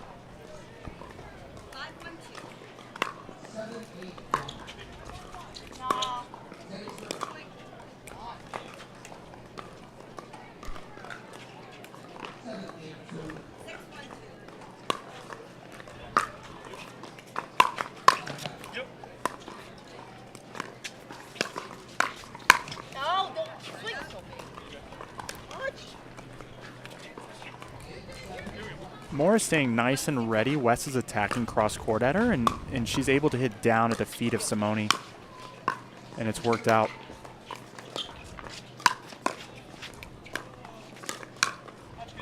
Yeah, she's absolutely holding her own there, and I think you mentioned it before, you know, there are some balls perhaps Moore needs to be more involved in, and Dobrin needs to let her do that. And you're seeing her be very successful when she is able to do that.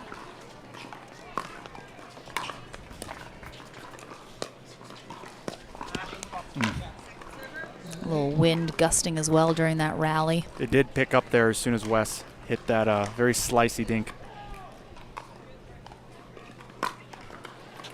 A little long on that serve from Shannon Moore.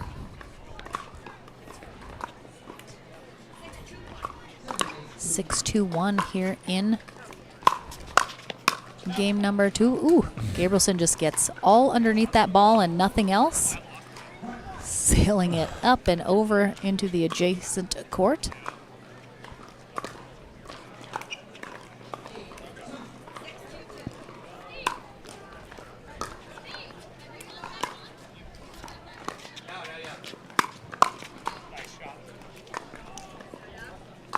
Very nice block by Moore. Yeah, right apparently Gabrielson called it out. Oh, I thought it was. It looked like it was, but then Dobrin said good shot very loudly. So sometimes it's hard for us to even tell what happened when the body language and what's being said is we're kind of like, what? All right, 8-2-2.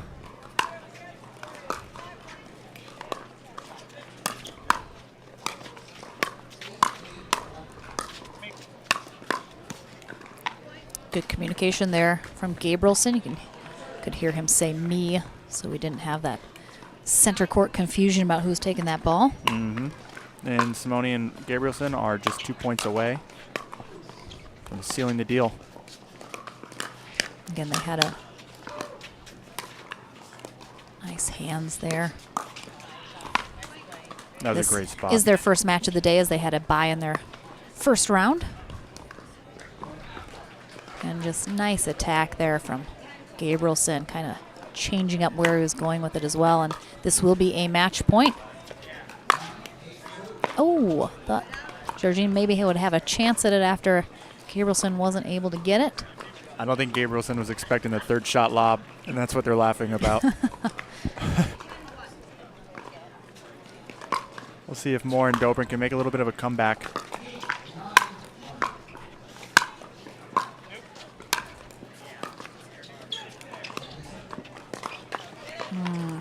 Just a little flat on that shot from Moore. The paddle angle was just a little closed.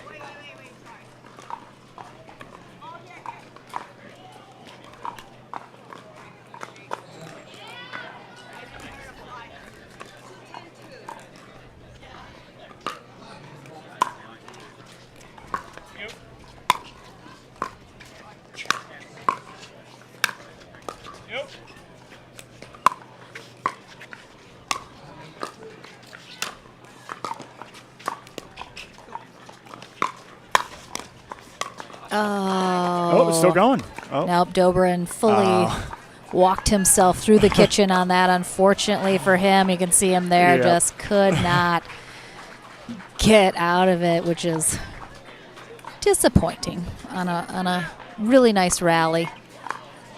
And we have a timeout here. All right, so timeout to try and strategize, see if they can get 2 big holds here. Georgine and Gabrielson will be on match point.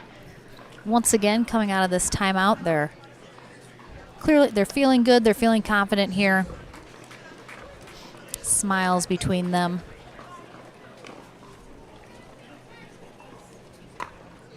We'll see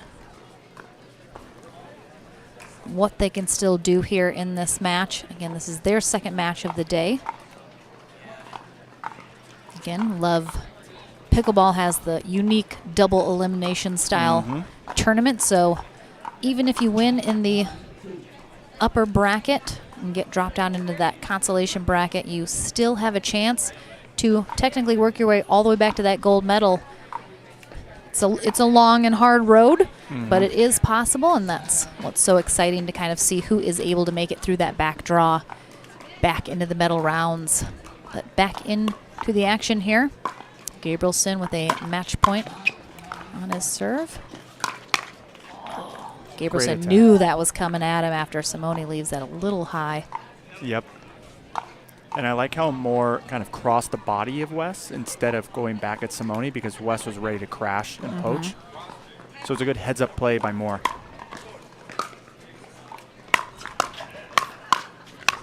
A little shake and bake from Wes. Gabrielson will conclude this match, and even though he's complimenting his opponents on their great shots, Love to see it. Wes Gabrielson, one of the nicest guys in pickleball, I have to say. So they will continue on to the third round here in our mixed pro doubles bracket. Lauren McLaughlin, John Davison here on championship court number 2. We'll be streaming till about 3 p.m. Eastern. Then I will head over to championship court 1 where we switch over to ESPN. And then John's going to fly solo here to make sure and bring you guys some more action here on the USA Pickleball YouTube page. Thank you so much for joining us. We'll take a short break and be back right after this. Welcome to Boca Raton, Florida, home of the APP Masters. It's here we finish the 2021 APP Tour season and where we start the 2022 USA Pickleball National Championship Series.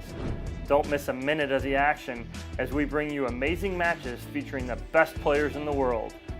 The APP Masters is brought to you by Original Penguin by Munsingware, Head Pickleball, Rockin' Protein, Palm Beach County Sports Commission, OS First, Papico Sports, Paddle Tech, Consumer Cellular, and Franklin Pickleball.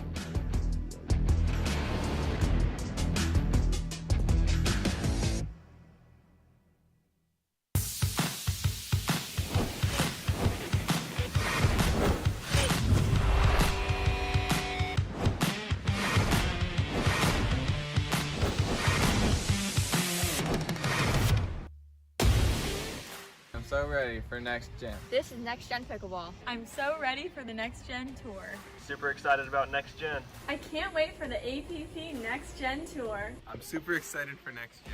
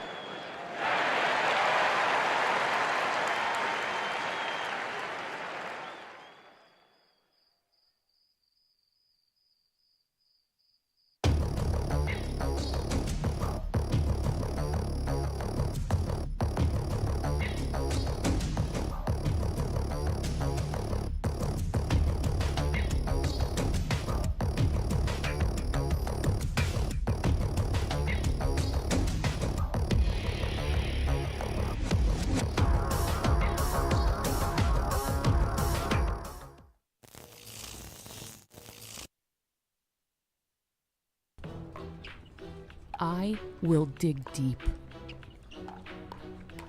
I will crush this game. Athletes know nutrition drives performance. I will not slow down. Superior Lab supplements help you power up and recover faster. I will never surrender.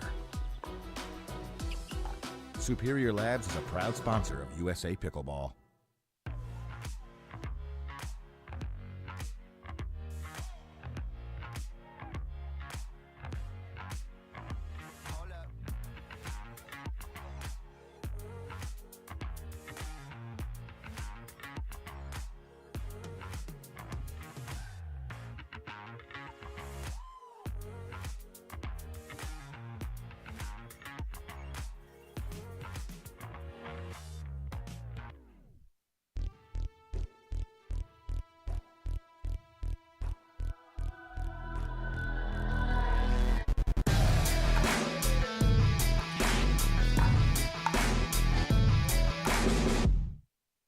Consumer Cellular has the best customer service. They care about the customer. The best price with the best quality. The prices, the coverage. The coverage is great. It was the same, if not better. Consumer Cellular provides the exact same premium coverage as the nation's leading carriers for half the cost. Switch to Consumer Cellular and get talk, text, and data starting at just $20 a month. It's like 4 scoops of ice cream for the price of 1. Switch today and get a 100% risk-free guarantee. Call or go online.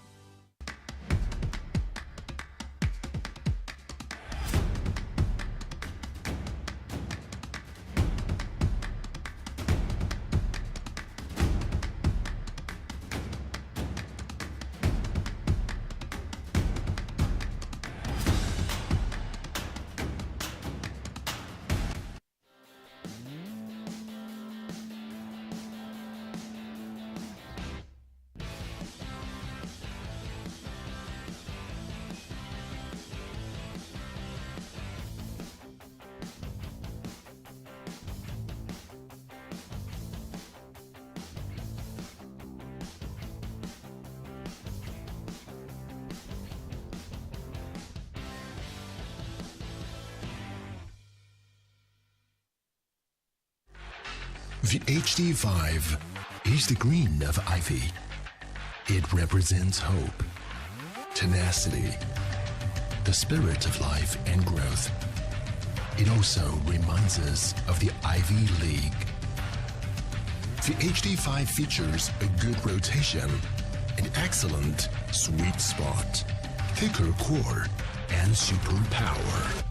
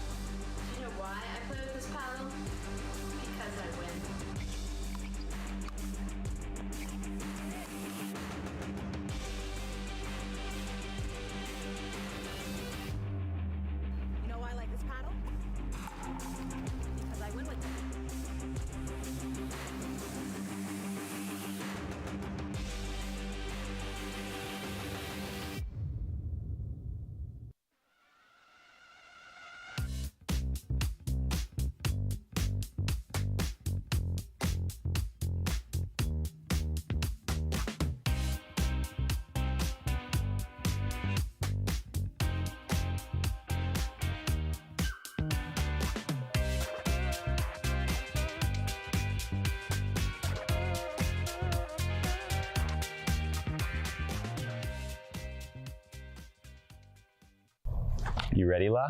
I'm ready, Ben. Let's do this.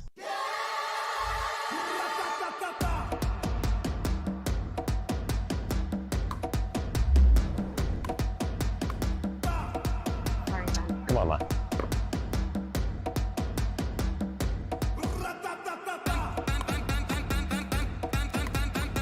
What's going on, Lala? I don't know what's happening today, Ben. What is this? It's my paddle. This paddle is the answer. A Ben Johns custom paddle by Franklin? For me? Yeah, let's crush it.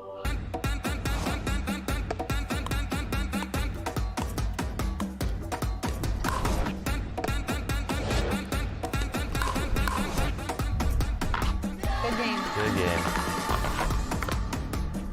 Thank you, Ben Johns. Way to go, Lala. Always dink in the kitchen. Remember where you are. Coulter Homes is the home of pickling. Smash and poach on dedicated courts in resort style and active adult new home communities across the Southeast, including PGA Village Verano and Port St. Lucie, home of the World Pickleball Open. Learn more at coulterpickleball.com.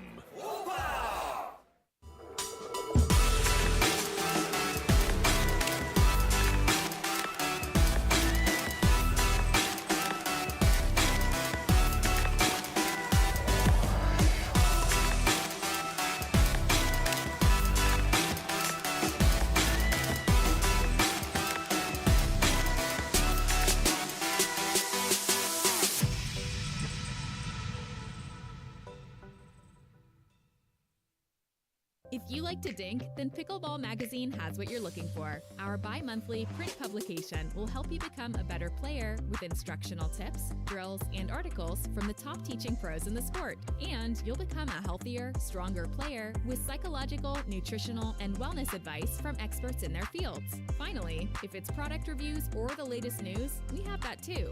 To learn more or to subscribe today, go to pickleballmagazine.com.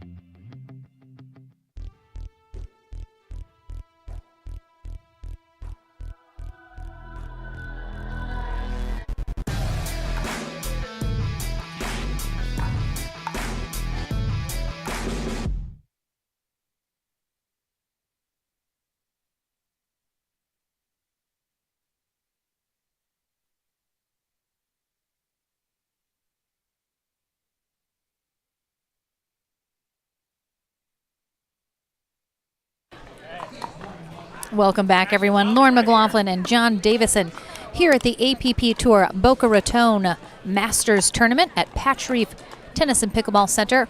Our lovely host of the tournament, Martina Coakley, is coming up next here in this mixed pro doubles matchup.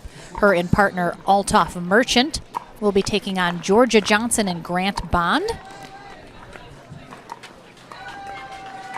You have extensive notes that you have created, John Davison. Do you have some highlights you'd like to share on any of these four players?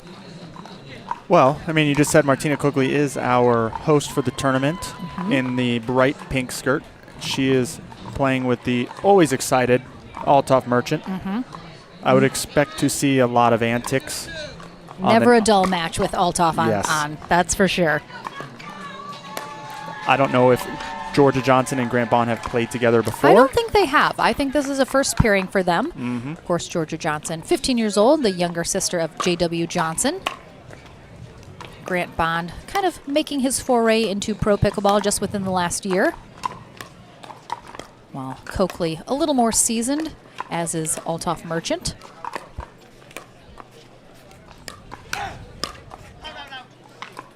Of course, Althoff Merchant is a lefty, so you'll see him stacked almost exclusively on that right side in this match, I imagine.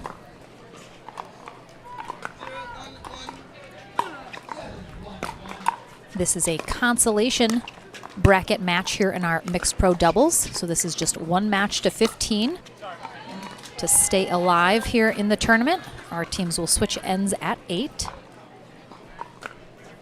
And yes, for anyone listening that heard me before, I got just one bit wrong. So after championship court number 1 switches over to ESPN around 3 p.m. Eastern time, this court will continue to run coverage, but it will switch over to the APP TV YouTube page.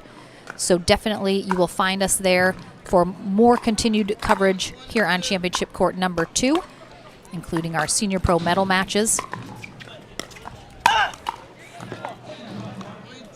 Oh. and like we talked about last match, it's good to have, you know, Martina taking the drop shot so Althoff can come in and crash, right, and make himself big. He's not the biggest guy, but he makes himself very big at the tee. You wouldn't know it from his personality. He definitely has big guy energy. He has very big guy energy. He keeps looking over at us. He loves to put on a show, too. Coakley is laughing at us. I think Althoff just scared her to death calling that out.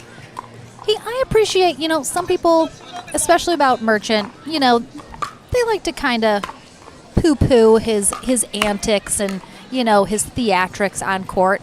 But, you know, the people that are watching here, they're laughing, they're having a good time, they're enjoying it. I understand there is an element of, you know, it's a little obnoxious, perhaps annoying to his opponents, depending, you know, when he's doing it. But, again, we talked about personalities. Personalities are what make pickleball fun.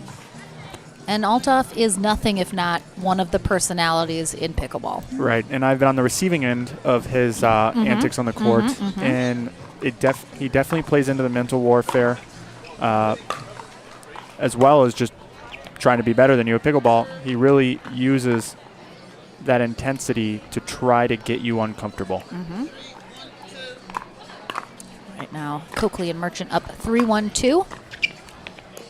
They are the 9th seeded team in our pro mixed doubles bracket, while Johnson and Bond the 14th seed.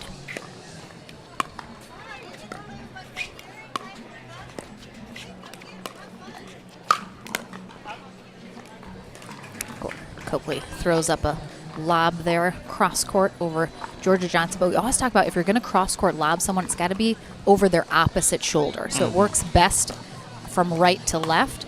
And Georgia Johnson had her forehand ready to go for that lob.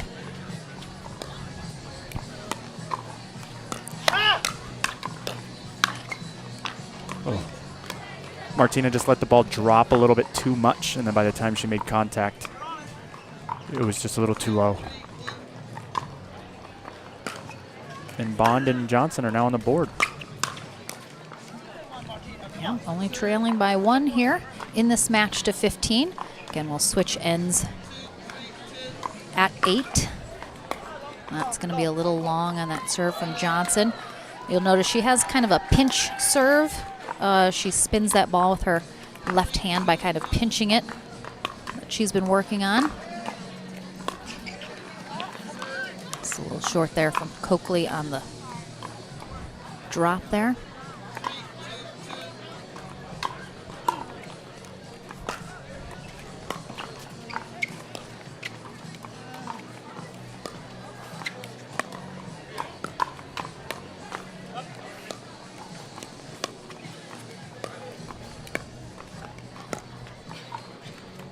And that lob was just long. I'd like to see Martina stay cross court with Georgia. Sometimes Georgia tries to get that two-handed backhand roll, right? But when she's pulled out of position, sometimes it can be a little bit out of her reach. And she missed a couple early on that went just wide. So I'd like to see Martina stay there.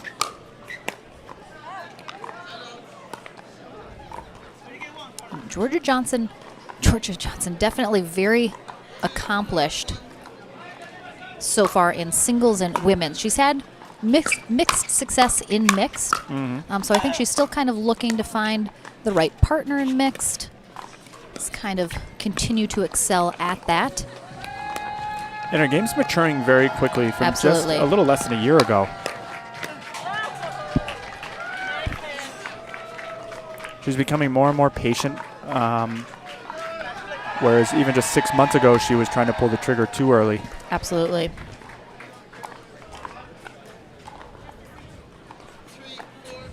Three, 4, 1.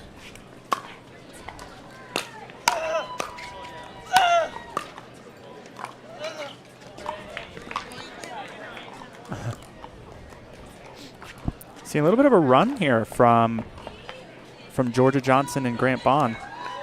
A little momentum. They certainly, I think, have the ability and skill to come out on top here in this match. I think, you know, the errors will play a factor. Which team makes less errors?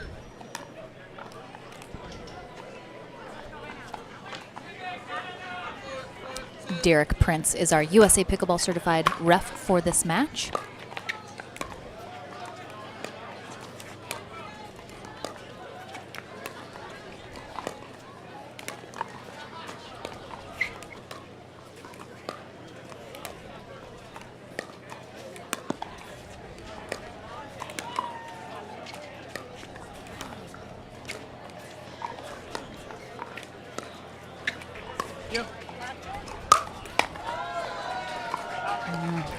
Coakley saw Bond had come over and was threatening that Ernie and was kind of ready.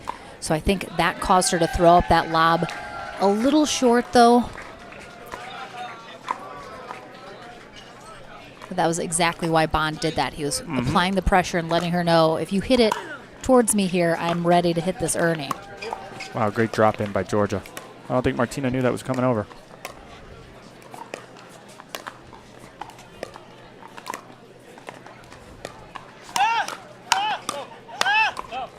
Oh, he gets it in that back corner.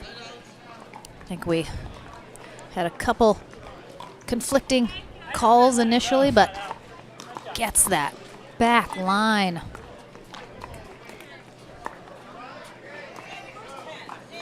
I'd like to see Althoff Merchant start to insert himself a little more like that. There was a little bit of a period so far where he wasn't helping Martina apply pressure.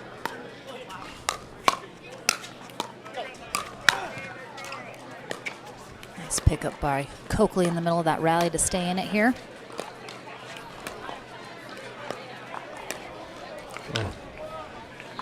Again, see, Johnson was so far off that kitchen line, but it gave her the ability to really get that roll as she rolled that two-handed backhand dink, causing the error from Coakley.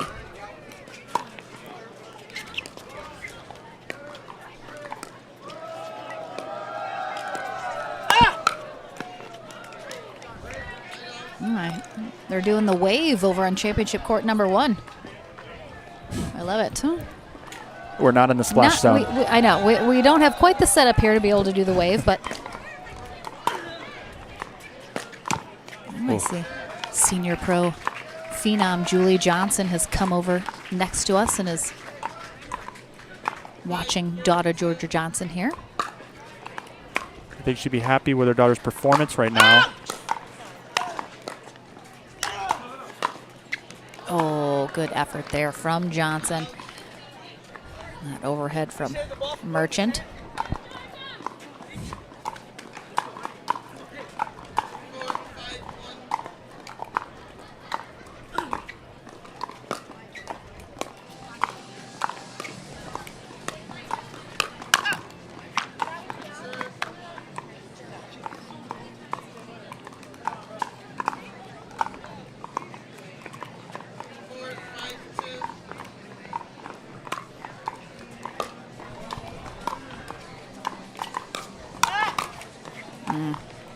Great pressure by Althoff. Georgia Johnson's very confused about what happened there. And for those wondering, Georgia and JW have actually played a few tournaments together. I got to see it earlier last year. Just asked Julie Johnson next to me. She said for sure 2, possibly 3. So they have played together. I don't think they've been super successful in those tournaments, but I think, again, it was a little more in the beginning when Georgia was just starting to come into the pro ranks. So they definitely do play together a lot, get to practice together, so little Johnson family.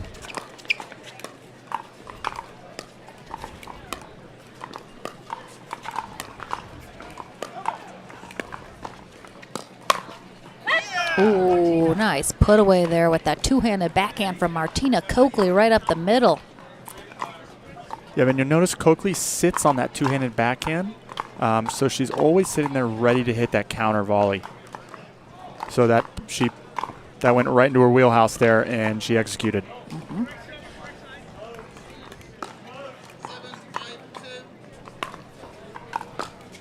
Seven, 5-2, Coakley and Merchant looking to get that end change here, and they do with Coakley on the attack. There's a really nice pickleball community here in Southeast Florida in sort of this Delray Beach, Boca Raton area. A lot of good players over here. And Martina Coakley, also a Florida native. Her and her husband have created American Pickleball. They put on tournaments here in the Florida area. Oh, looks like we might have a little rain. Georgia Johnson was wondering if she was getting spit on there. Yeah, there's a plethora of talent in Southeast Florida, all the way from pro to senior pro. Mm-hmm. There's quite a very dense population of players, and they all play together. Martina being one of them, the Johnsons, the Waters, right? You have quite the crew down here. Absolutely. So Althoff, Merchant, and Martina Coakley head to the far end of the court to conclude this match to 15, while Georgia Johnson and Grant Bond will be on the near end, here trailing by just 3. But Coakley and Merchant hoping to keep it rolling here and extend that 3-point lead a little farther. Let's see, Coakley there plays for Team Vulcan, Merchant playing for Team Onyx.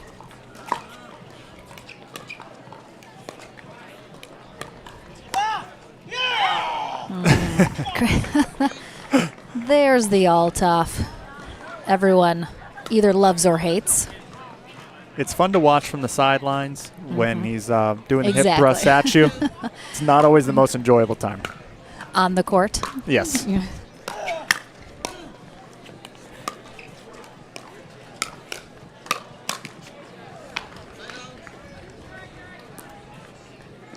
Althoff is not happy with himself as he didn't get a real good hold of that overhead earlier in the point, and Georgia was able to reset the ball back in the kitchen nicely.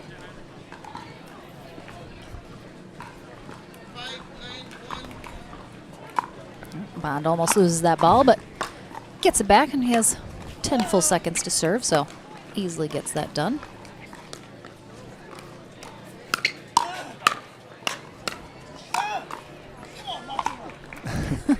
Merchant trying to pump up Coakley there.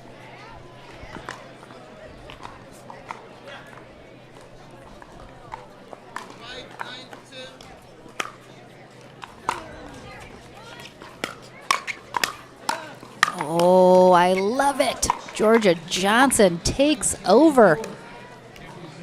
Nice poach and put away there, setting herself up. Grant Bond happy to just hang out in the backcourt and let her do her thing.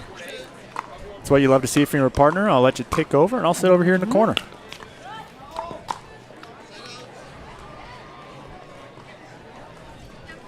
It's interesting to see, too, in this match. Usually in mixed doubles, you tend to have the male player on the left side of the court. And in both of these situations, the male player is on the right side of the court. One, because Althoff is lefty, and Bond and Johnson seem to be more comfortable with Johnson on the left.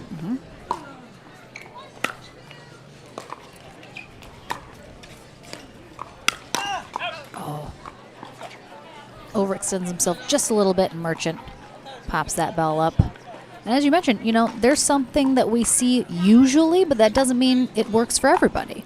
So there can be, a way that, especially in mixed, the players stack a lot, but it might not work for every team. And, Yeah. love to see them do what works for them. And, what I like to think is, usually the lady gets more of the balls in mixed, right? So you want the person that's getting most of the balls to be in the most comfortable position that they want to be in, right? So if this works for Georgia Johnson, that's the way they should play.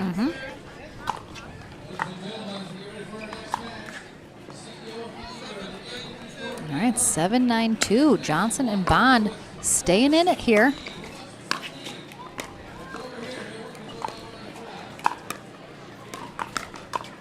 Ooh, it's in. Georgia Johnson loves that two-handed backhand. That, I bet, is why she's on that left side and most comfortable there. She loves to roll that two-handed backhand and get that angle going over there, so that makes a lot of sense.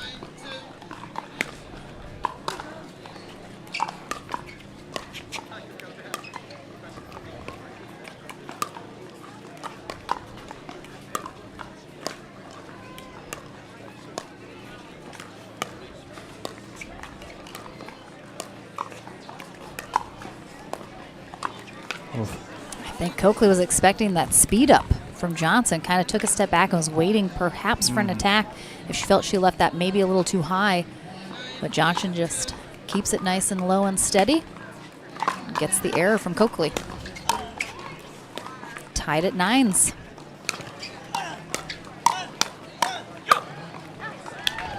Nice hands there from Bond and Merchant. Merchant and Coakley with a bit of a little paddle toss. Aggressive paddle drop. As they call a timeout here. We're looking, very confident, playing very well. Got that end change first. And since the end change, though, Johnson and Bond have just been rolling here. Yep, and with the end change, it's almost like a guaranteed timeout, right? Built-in free timeout. So use that time to reassess and adjust to what the other team's doing and what you're doing. And so far, they've been successful after the switch. Agreed. Georgia's starting to apply a little bit more pressure and pace on her balls. And it's getting Coakley and Merchant to have to be a little safer on their balls back. Right, and of course you mentioned, a lot of times in mixed, the ladies see the balls a little bit more. But when you have someone like Georgia Johnson, who's very hot right now, if she's seeing all the balls, that's dangerous.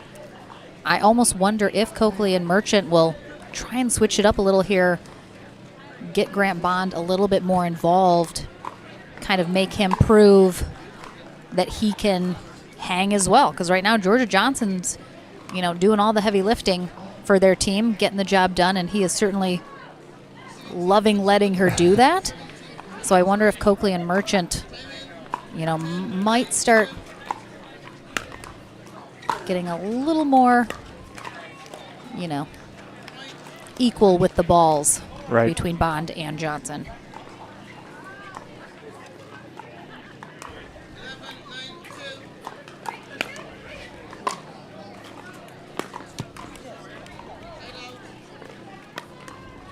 And Bond has been very complimentary of Georgia's game so far, but Johnson has definitely controlled a lot of this game so far, especially as of late.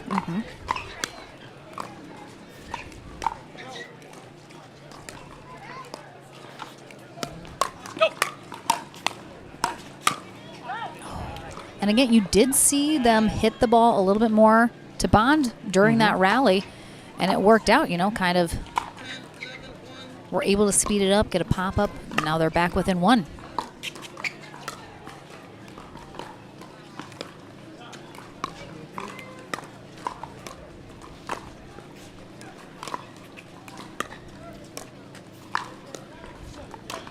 Althoff is on the left now as well, which you can see is an adjustment they decided to make here. Coakley did a really good job, and she does this very well. Is she doesn't hit the dink in the same spot every time. You'll notice she picks a new spot every time she puts a dink over.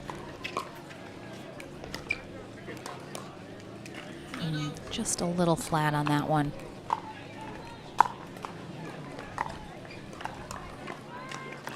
Johnson and Bond hang on to their 1-point lead as they are looking to get to 15 first here and stay alive here in our mixed pro doubles bracket.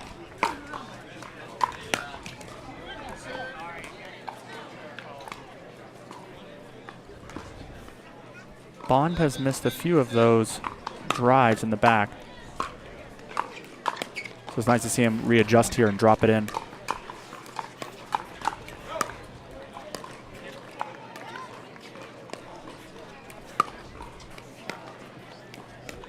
Merchant back on that right side.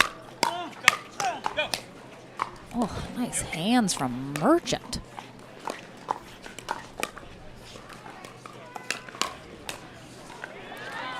Again, Coakley goes straight up with Bond, able to attack him a little bit there.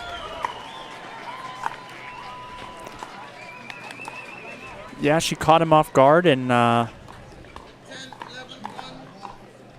got a pop-up from Grant and was able to capitalize on it.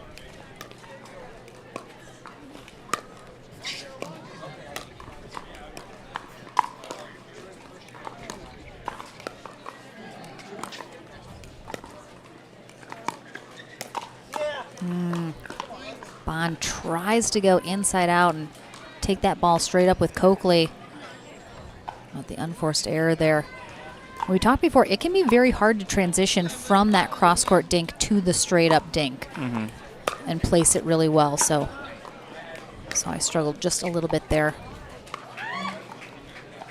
Coakley's had a few unforced errors here in the dinks. It might just be a little lapse of focus, which is very easy to have happen in pickleball. And you got to be able to snap right back and regain that focus.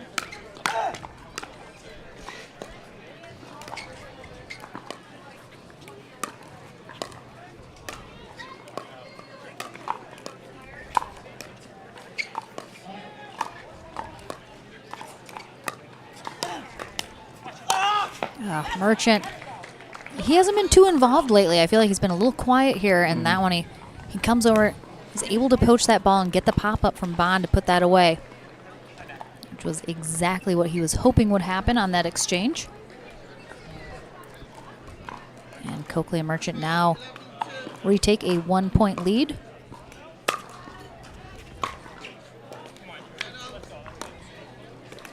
This is going to be, either team's going to pull away here at the end.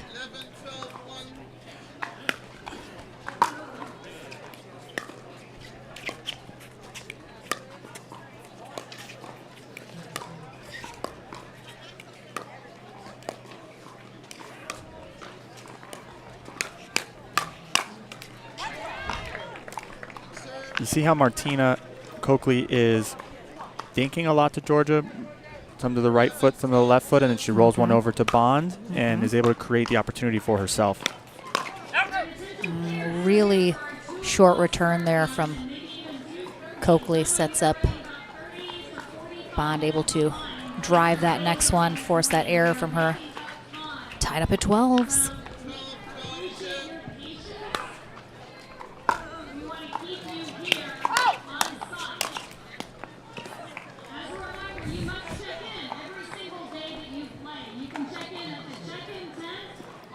At this point in the game, it really comes down to focus and discipline. Try and make sure you don't make any unforced errors, but still play the way to win. Yes, when you're this close to the finish line, every rally matters just a little bit more. And those errors hurt a little bit more because you're running out of room to work with. Yep, and Bond calls a timeout after that, which was probably a very smart choice. As you can tell, it's affecting him. So back from this timeout, Coakley and Merchant will be serving. 13-12. 2 points away from continuing on here in our mixed pro doubles bracket. Loser of this match will be done for the day.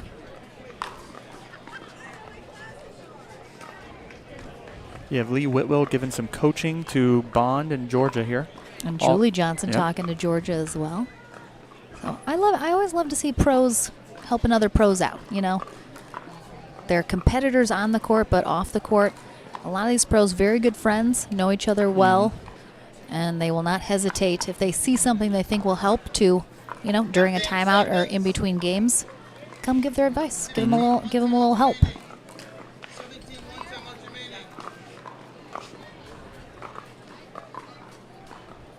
All right. 13-12-1, still on first server as well, so Johnson and Bond need 2 big stops here. Oh, nice pickup from Georgia Johnson. Oh, it's good.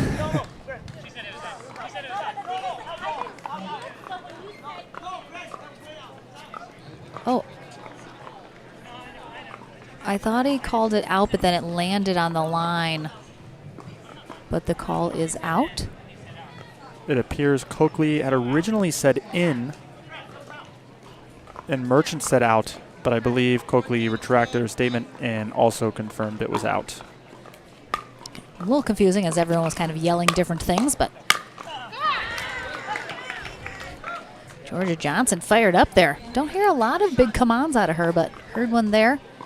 I think that as a result of that previous call. Again, this is second match point here after that call that was a little confusing, but let's see if they can get one more stop and get back in this match here.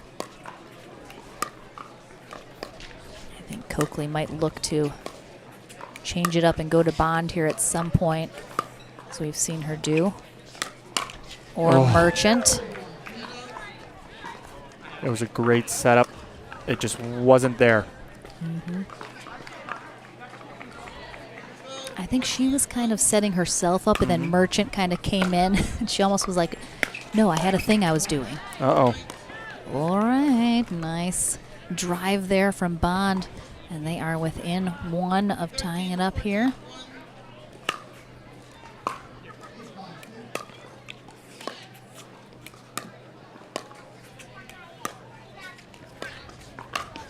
Oh.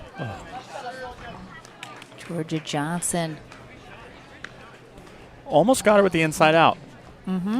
Good idea. Just kind of overdid it a little. All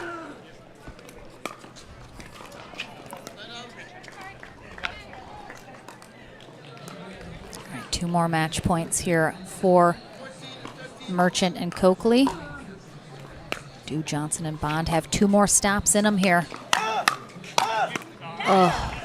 And there we go. All tough Merchant with the hip thrust. The double fist pump, little hip thrust, gets the job done, and a little discussion at the end about what happened, but I think everybody's good. So Coakley and Merchant eke out a win here in this consolation bracket match, 15-13 over Georgia Johnson and Grant Bond. We will take a short break here on Championship Court number 2. I see Michelle Esquivel and Kyle Yates warming up. Will they be next? We'll find out right after this.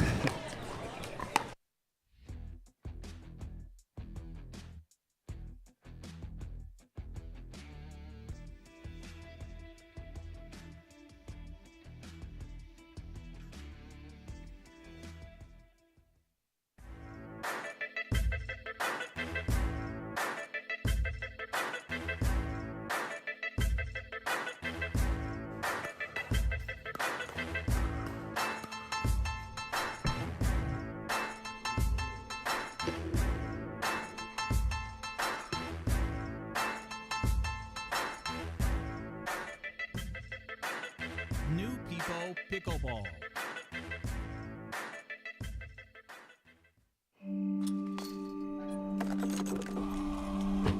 Go again, until you strike just right, until the ball sings, until the other guy blinks, until the court's clear, and the sun sets, until you see it in your sleep, and wake up swinging.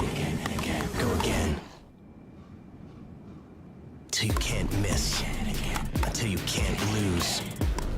Go again, and again.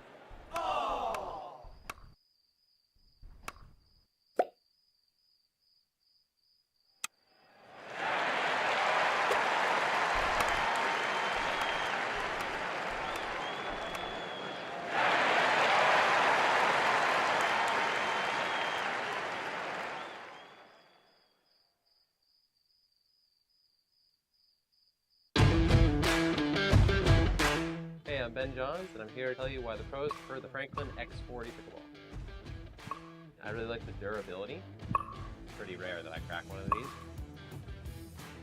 I really like the balance in the ball. I really love this ball because of the color. The visibility at any time during the day is always extremely easy to see, so I think it's not just for the players, it's also a great spectator ball.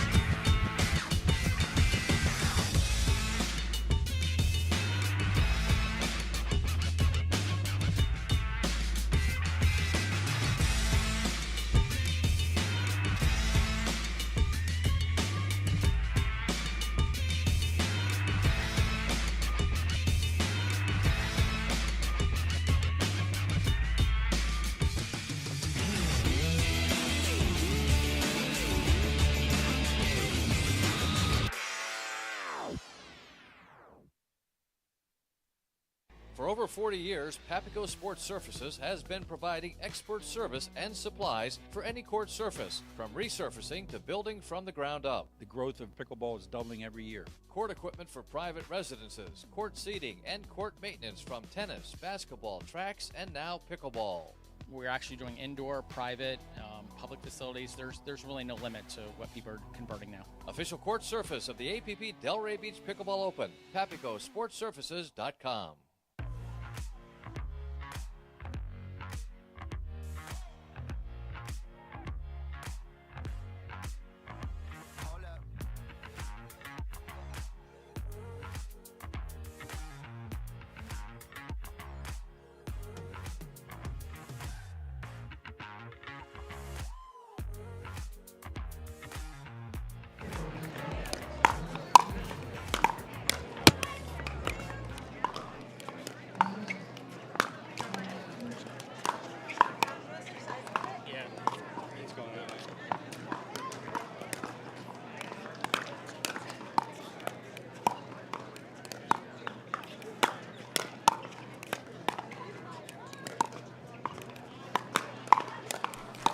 Welcome back, everyone, here to Championship Court number 2, Lauren McLaughlin. John Davison here in the booth. Bob Unitich will be our USA Pickleball certified referee for this match. This is a quarterfinal matchup here in our mixed pro doubles division.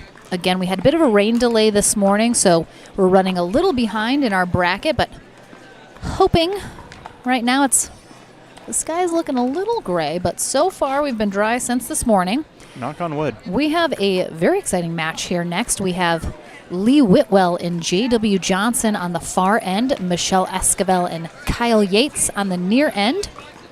I think everyone watching should be fairly familiar with these 4 players.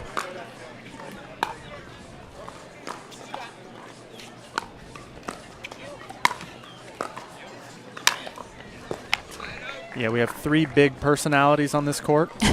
And one very calm personality. Like, he has a personality, it's just a very subdued one.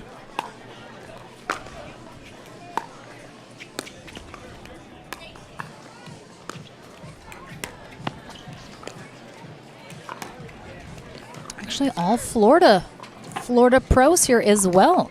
Yep. Kyle Yates in the Fort Myers area, Michelle Esquivel, Naples area, Lee Whitwell in the Villages, and J.W. Johnson here in Delray Beach, just down the road. Again, another one of the crew in Southeast Florida. And you also see Kyle Yates come over to this area too to get some in some games in this crew.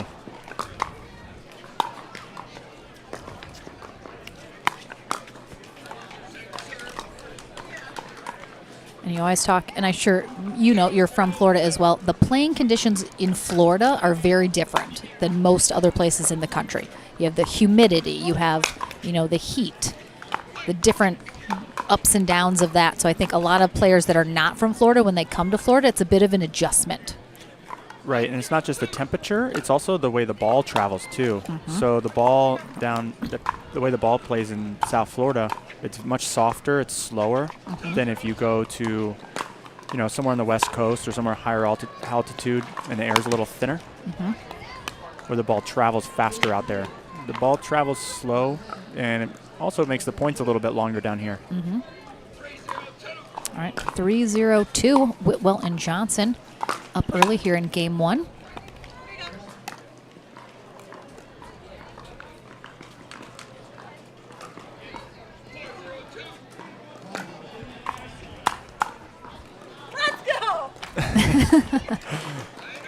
Michelle Escobar, the return winner down the middle, showing her excitement as Whitwell laughs with her.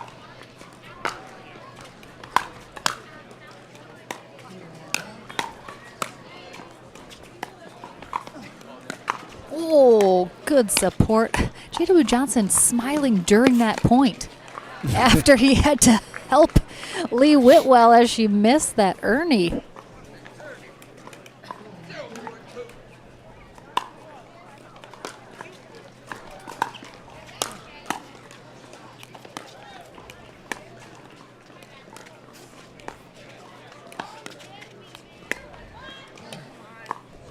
Really started to come together for Whitwell's game lately. Mm-hmm. You know, ever since MLP, she's really had a lot of confidence, and you can tell in her game.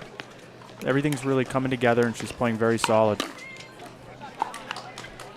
Absolutely. She definitely kind of exploded. I mean, people knew her. She had, you know, a good, she's been around a couple years playing pro now. But I think MLP just kind of brought her to the masses, as it were, and everyone kind of fell in love with Lee Whitwell all over again.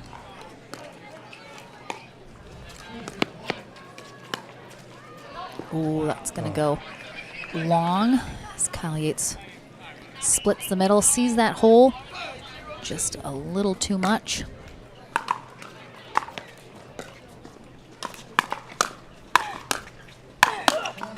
Oh, nice blocks from Whitwell as Esquivel is throwing everything she's got at her.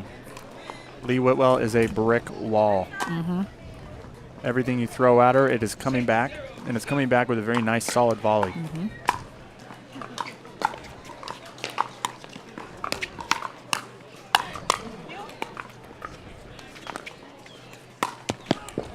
Whitwell also with some professional tennis in her background, originally from Gibraltar. I know a lot of people are always wondering where that accent is from. She gets a lot of different guesses, but Gibraltar is the correct one. Yates and Escobar made a little bit of adjustment by switching, and it worked out for them. Sometimes it's all it takes to give a different look. Just gotta change something. Doesn't have to be too big. Yates loves sitting back off the line, encouraging the player in front of him to hit a dink to him, and then he steps in quick with that backhand and snaps it down the line. The patented Kyle Yates move. Oh, Johnson had to matrix out of the way of that return from Lee Whitwell. You can see it right here as she kind of slices that right by him. He's 19. He's still got youth on his side to get all the way. Oh. It's going to be just out there on that sideline.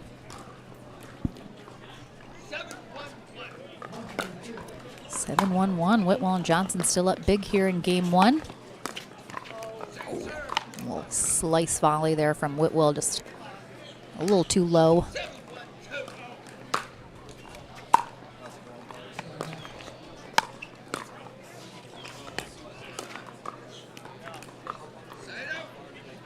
Just a couple errors from Whitwell here, these last couple exchanges. Let's see if Esquivel and Yates can capitalize on that.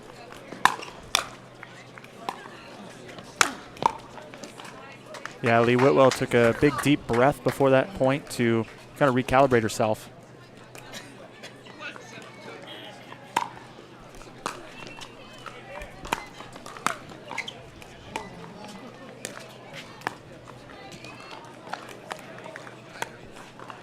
Another side out for Yates and Esquivel without converting a point.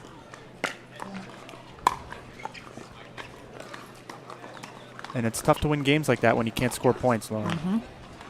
Impossible, some would say. Yes.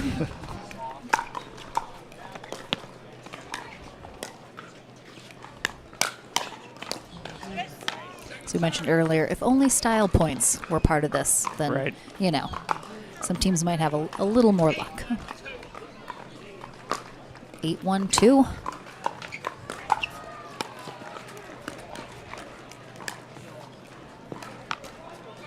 You can tell Esquivel is just she's an emotional player.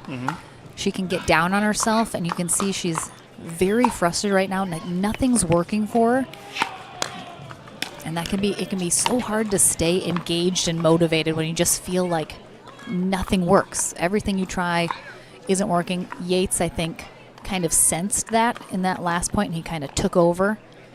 I think that could be the key, is if we see Kyle Yates just get much more aggressive here, take a lot more balls, kind of make himself moving a little bit more, take that pressure off of Esquivel a little bit.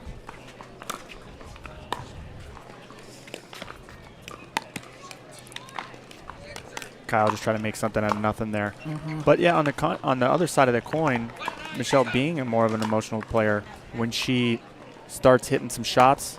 Oh yeah, look out. Yes.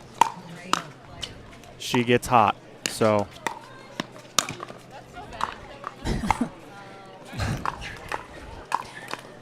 Whitwell saying that was so bad of her. And we're seeing Whitwell pair up a lot with both Johnson siblings, JW and Georgia. I think we'll see that a couple more times this year as well. So I think she's been a really good influence on the Johnson kids, especially JW. Obviously, she's making him smile, making him laugh out there, which I think is really important for someone who's maybe not as emotional of a player, to just still keep the mood nice and light, encouraging.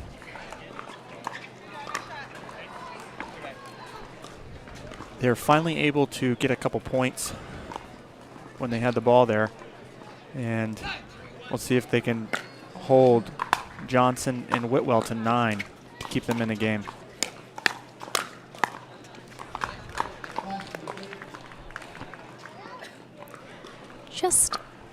Yeah, we'll see, I think, going into game 2. Let's see if Esquivel and Yates can kind of just settle in a little bit more. They just definitely haven't really hit a groove here or found a rhythm. Whitwell and Johnson playing very well also. So those two things are a bad combination.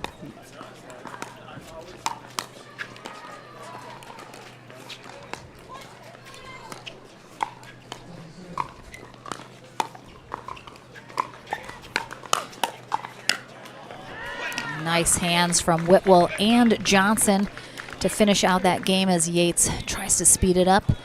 But Whitwell and Johnson hang on, in control here in game 1. Take it 11-3. We'll take a short break. Game number 2 coming up after this in this quarterfinal mixed pro doubles match.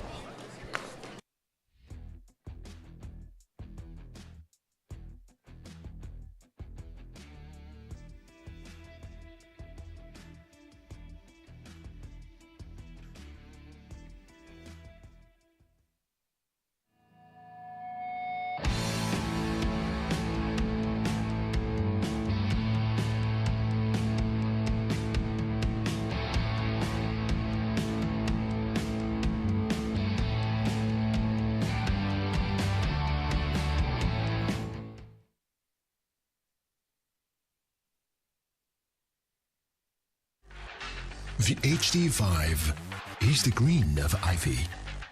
It represents hope, tenacity, the spirit of life and growth.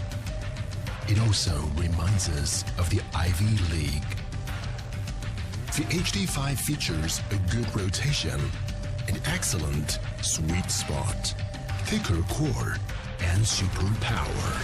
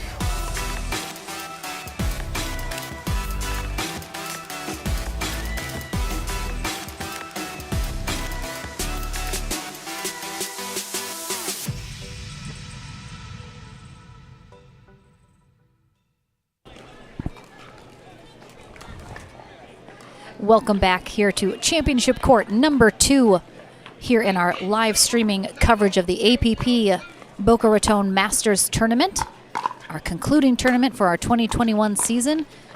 Game number 2 underway here in this mixed pro doubles match. Lee Whitwell and J.W. Johnson take game 1 11-3. They are on the near end here for game number 2, while Kyle Yates and Michelle Esquivel on the far end, looking to make some adjustments, take this game number 2 and force that game 3 tiebreaker here to head to the semifinals.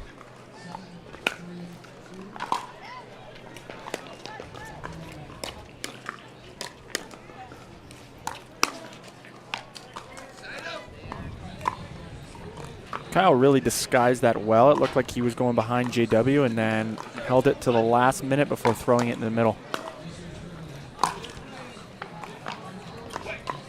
A little net clip there. Throws that ball's trajectory off just ever so slightly. So Whitwell is not able to get a good paddle on that. Takes it to the body instead.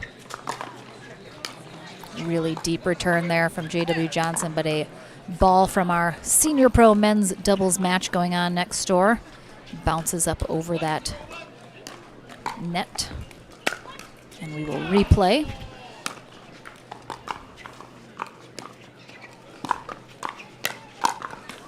Oh.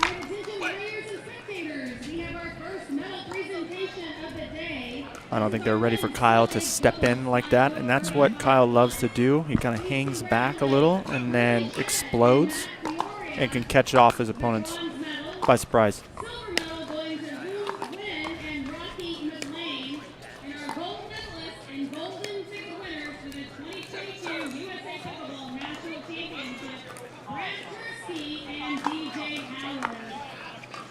Yates asking for clarification of what the score was.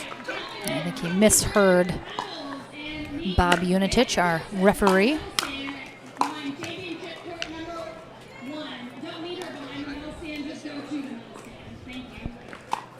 We've seen all 4 players so far this match kind of threatening those ernies, positioning themselves to show that it is certainly possible. Yates taking over. You can see Yates' shirt blowing in the wind after that. And that's how you can tell it's windy, when a shirt is billowing in the breeze. I definitely think I would like to see Yates be more aggressive here in this second game, which I think we're seeing a little bit more. Exactly, starting to insert himself a little bit more.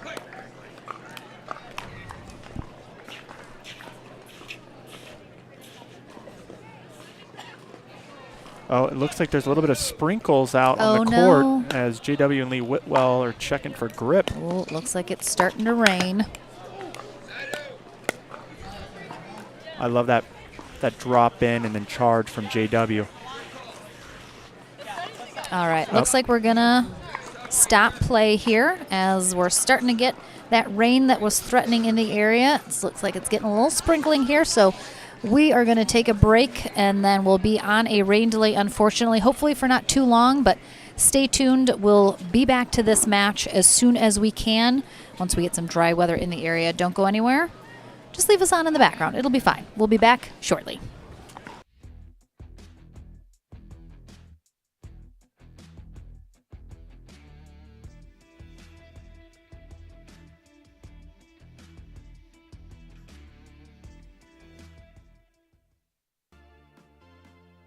The PT Pro team at pickleballtournaments.com have unparalleled experience running tournaments, including all professional tours and premier events. We provide professional services to develop, plan, and deliver tournaments that players and fans love.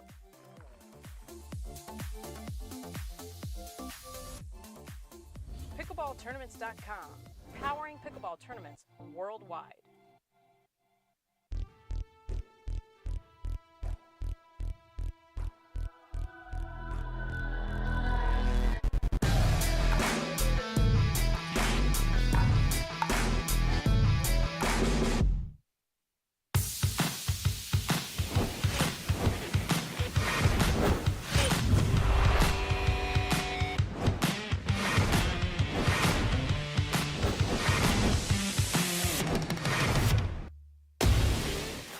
so ready for next gen. This is Next Gen Pickleball. I'm so ready for the Next Gen Tour.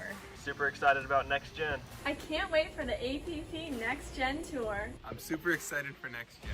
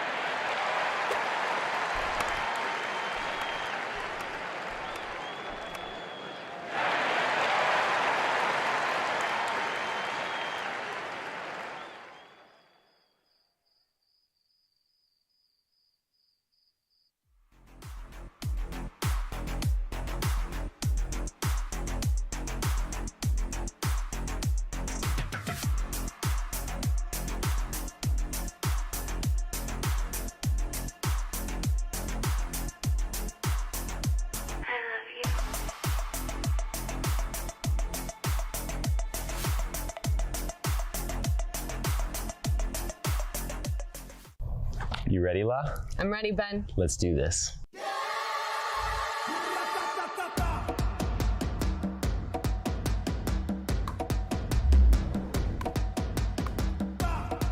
Sorry, Ben. Come on, La.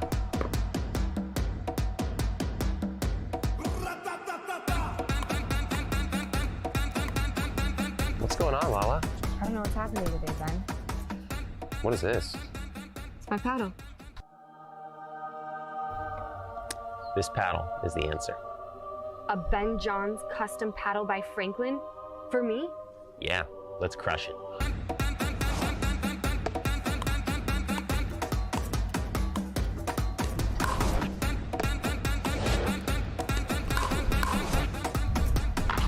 Good game. Good game. Thank you, Ben Johns. Way to go, Lala.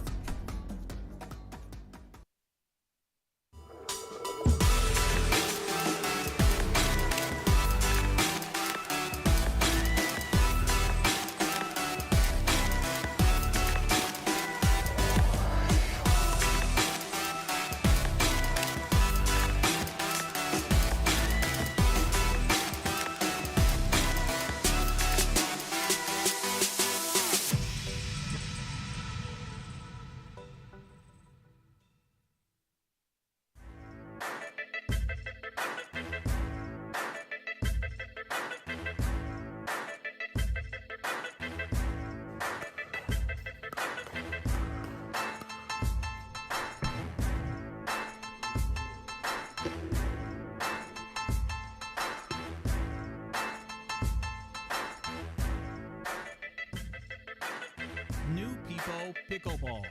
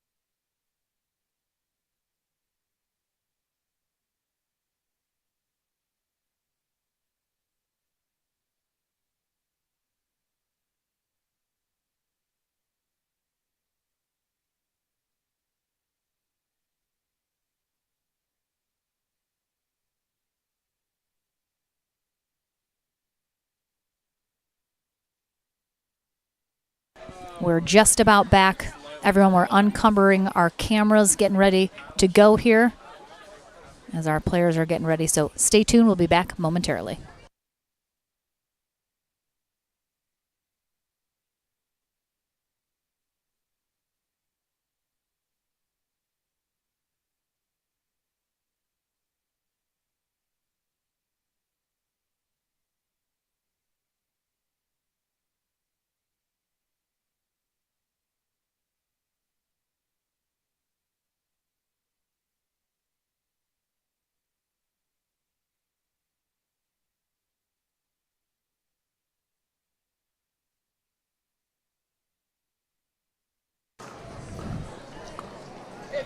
All right, luckily a short rain delay here in Boca Raton, Florida. You can see again. You don't want to talk, John? you want yourself muted? All right, so Bob Unitich gets us back in here as we just had just the slightest of sprinkles, just enough to make the court just a little slick, but our players luckily quick turnaround. Hopefully we can get through this match. We have, again, Lee Whitwell and J.W. Johnson on the near end. Kyle Yates and Michelle Esquivel. Oh, with some good defense there as we come back in from this rain delay. We are just getting into our second game here in this quarterfinal mixed doubles pro matchup. Esquivel and Yates losing game 1, 11-3, looking to get back in this match here. They must win this second game, and with a aggressive Kyle Yates, they have a chance. Yeah, we're starting to see Esquivel get a little fired up. So maybe that rain delay was yeah, you know, it's a built-in, you know, break. They can re-strategize. Extended timeout, essentially. Not too long so that you get entirely cooled off.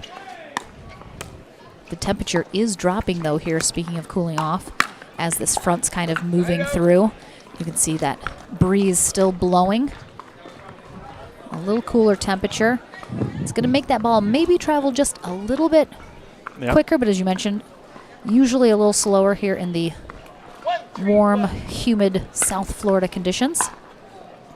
The ball's going to speed up a little bit, really carry off the paddle.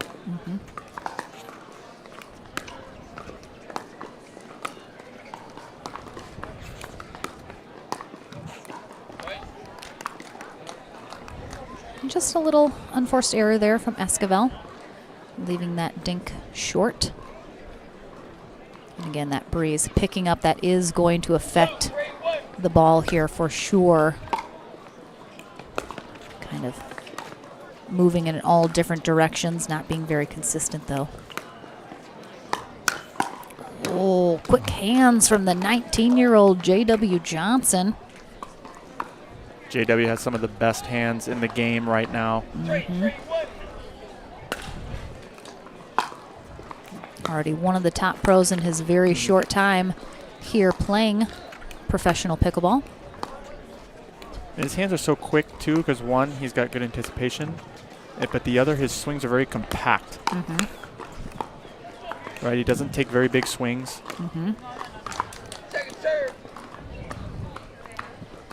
He has foregone the traditional college route. Full-time pickleball player now here after graduating high school last year.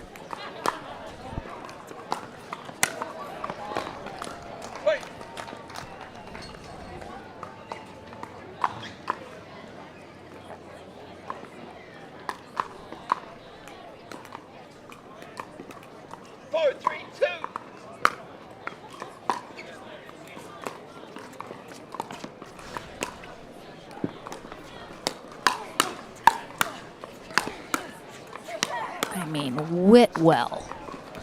Come on. It's that brick wall. I mean, if Whitwell was going to have a theme song, it would probably be, she's a brick house. Because she is indeed. You nailed it. Record execs, I'm open for album talk.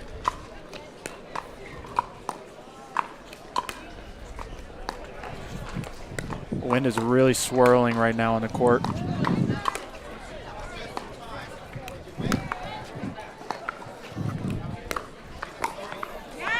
Just Kyle too good. Yates getting aggressive, inserting himself there. And yes, indeed, Lauren McLaughlin and John Davison here, courtside here on championship court number 2 till about 3 p.m. Eastern time. Then I will head on over to court 1 as we switch on over to ESPN Plus coverage.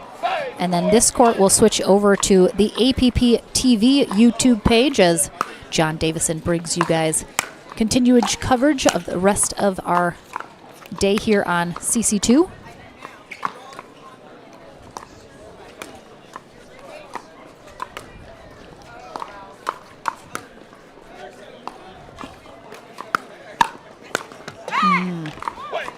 Remember how we were talking earlier about Michelle being an emotional player? When you start seeing Michelle getting pumped up like this, it's not a good sign if you're playing against her.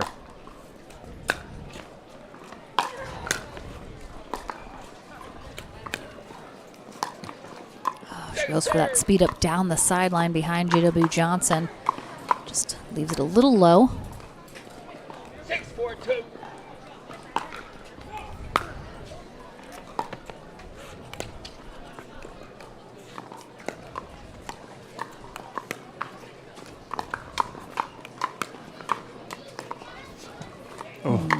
Just a little short as Esquivel gets pushed off that kitchen line.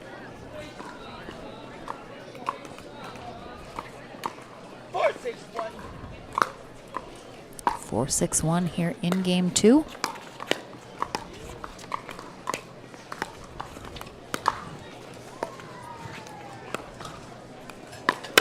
Oh, wow. Whitwell. Yates and Esquivel were challenging for a kitchen call. Oh, and she did catch that corner. We mentioned this, John, earlier, that the ref is watching the other kitchen line. So he's watching as Michelle or Kyle hits the ball that they don't, and then by the time Whitwell has pushed off to get that Ernie, he hasn't shifted his eyes to the other side, so he misses the push off and only sees the conclusion of the Ernie. And that, I think, is the reason why refs occasionally will miss those Ernie kitchen violations, because they're looking on the other side for the ball to be hit. And then by the time the other player has pushed off the kitchen line, a lot of times they miss the push off and just see the finish. So it can be so hard because, again, you can't watch both lines at the same time. You're exactly correct. It's usually the push-off foot that gets away with it. And we see it with a lot of different players, you know.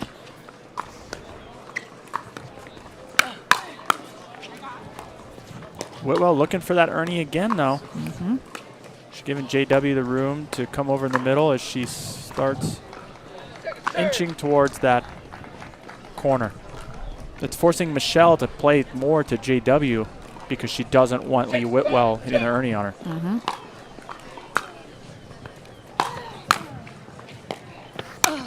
And she goes again. That one, she definitely had more time to get around that kitchen line. So you'll see this one, she kind of wasn't jumping it so much as just kind of walking around that sideline, waiting for Michelle to hit it over there, which she did. So that one, definitely a clean Ernie. I think you're going to see Yates start to look at her feet when he thinks it's going to happen.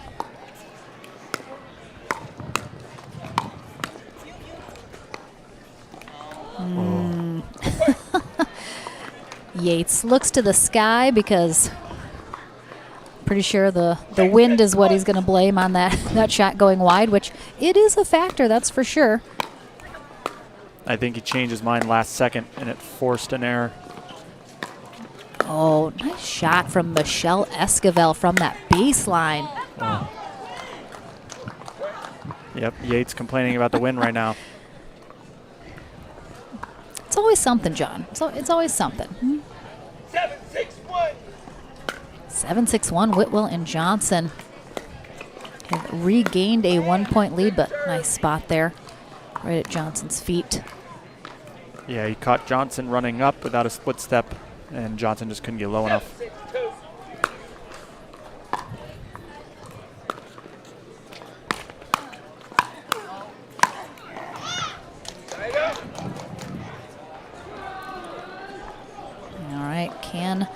Esquivel and Yates capitalize here.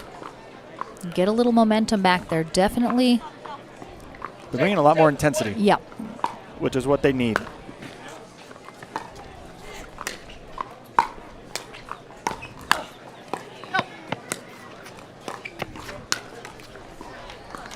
Nice. And like you mentioned, it's in the wrist. It's not a full swing motion from Johnson. He has such power just in his wrist. Really compact swing, like you mentioned. Oh, nice pickup from Yates. And with that compact swing, it allows him to hit the ball in front of him.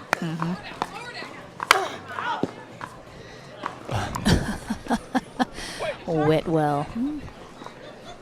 Whitwell joking, asking if Michelle's sure about that out call. 7-7-2. And they tie it up. All right, an interesting second game here underway.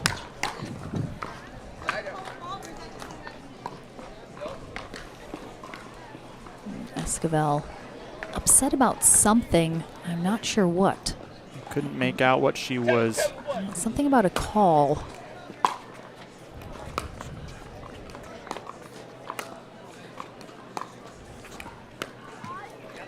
Second serve. 7-7-2.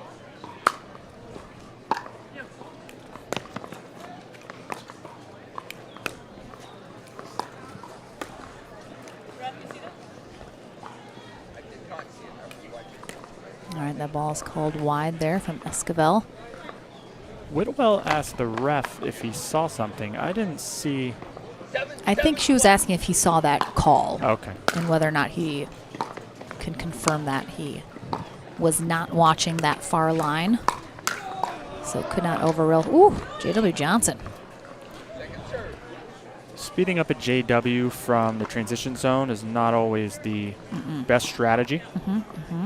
And Michelle reminded herself of that. 7-7-2. All right, 7-7-2 still. Let's see which of these teams can pull ahead first.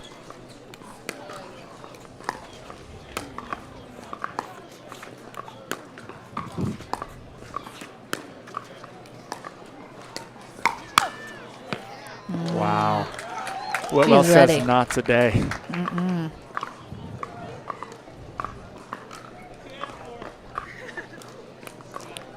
When that ball gets sped up you, it's so hard to just get a paddle on it, but then to do something well with it, like you saw Whitwell do. It's very difficult. These pros make it look easy when it is not.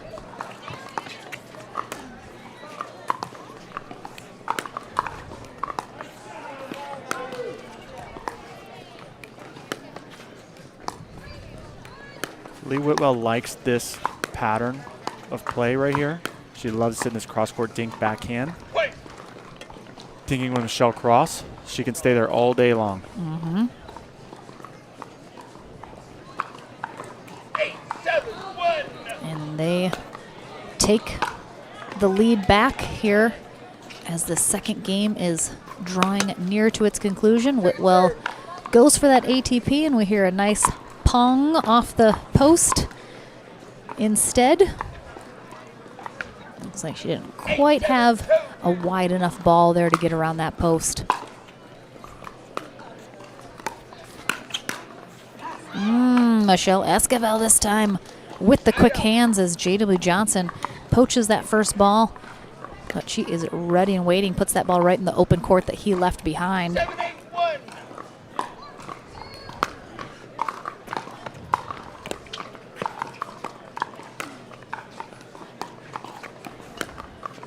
Back to that cross-court dink. Second serve. I would have liked to see Michelle just stay in that cross-court battle with Lee, kind of wait for a better moment. Changed it up to J.W. Johnson, left a little high. He was able to reach in and take that out of the air.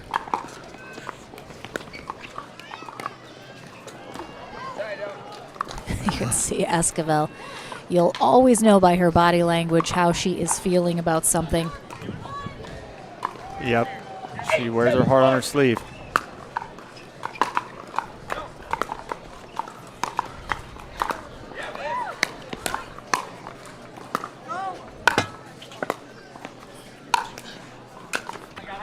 Oh, the wind. Holy cow. Wow, Kyle was able to get back out of the kitchen just in time.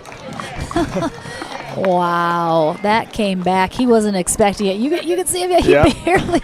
He was like, "Oh gosh, it's coming back." He dragged He the had toe. to get his butt back out of that kitchen fast. 8-7-2.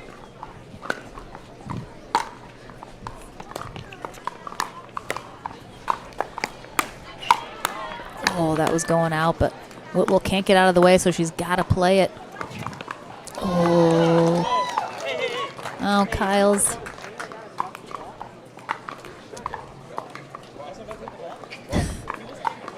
I mean,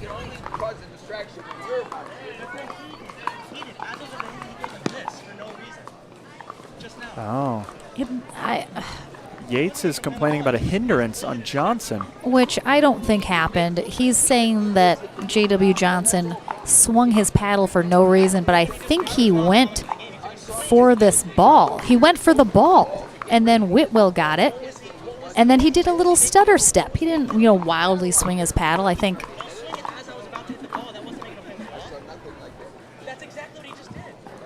All right, I think,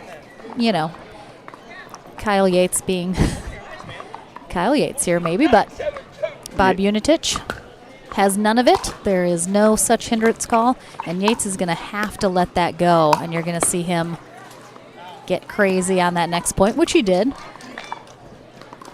And this could be very good or very bad for Yates. This is either going to fuel him or it's going to go against him. Yeah.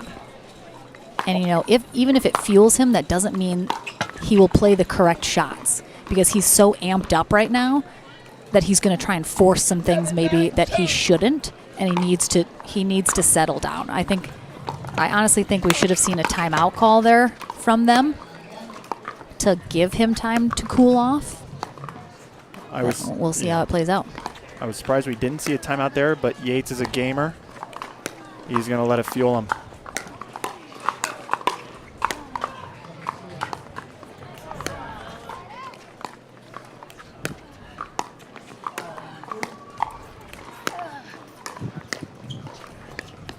Nice cover of that sideline from Johnson. And gets the pop-up from Esquivel. Really great rally on all sides, though. Really working for it there. 9-7-1.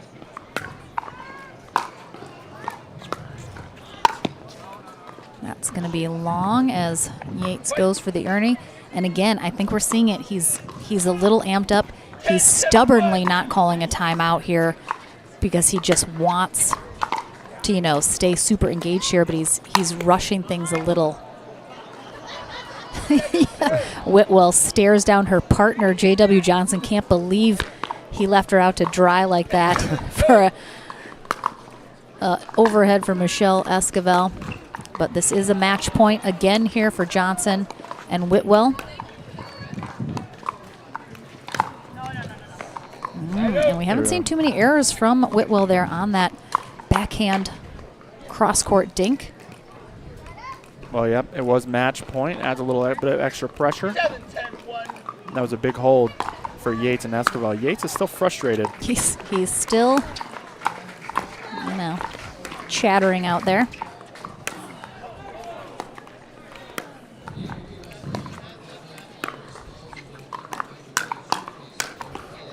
Oh, nice pickups, Michelle Esquivel. But just third time was too much. 7-10-2. 7-10-2.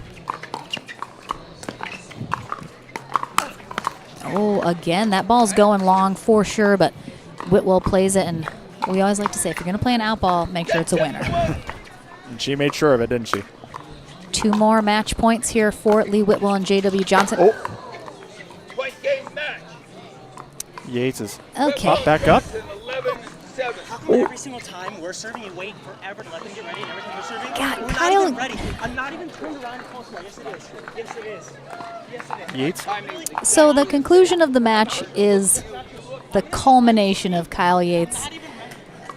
having a difficult time this match. So I think everyone is. I'm stunned. I'm a little stunned how that match just ended. I think Kyle Yates was going to take that last shot no matter what, and tripped, I think, over Esquivel's feet across. So Whitwell and Johnson come out on top in a bit of a dramatic conclusion here in this quarterfinal matchup. And that's showbiz, baby. Ooh, it sure is. All right, Lauren McLaughlin, John Davison here with you. We'll be back right after this short break.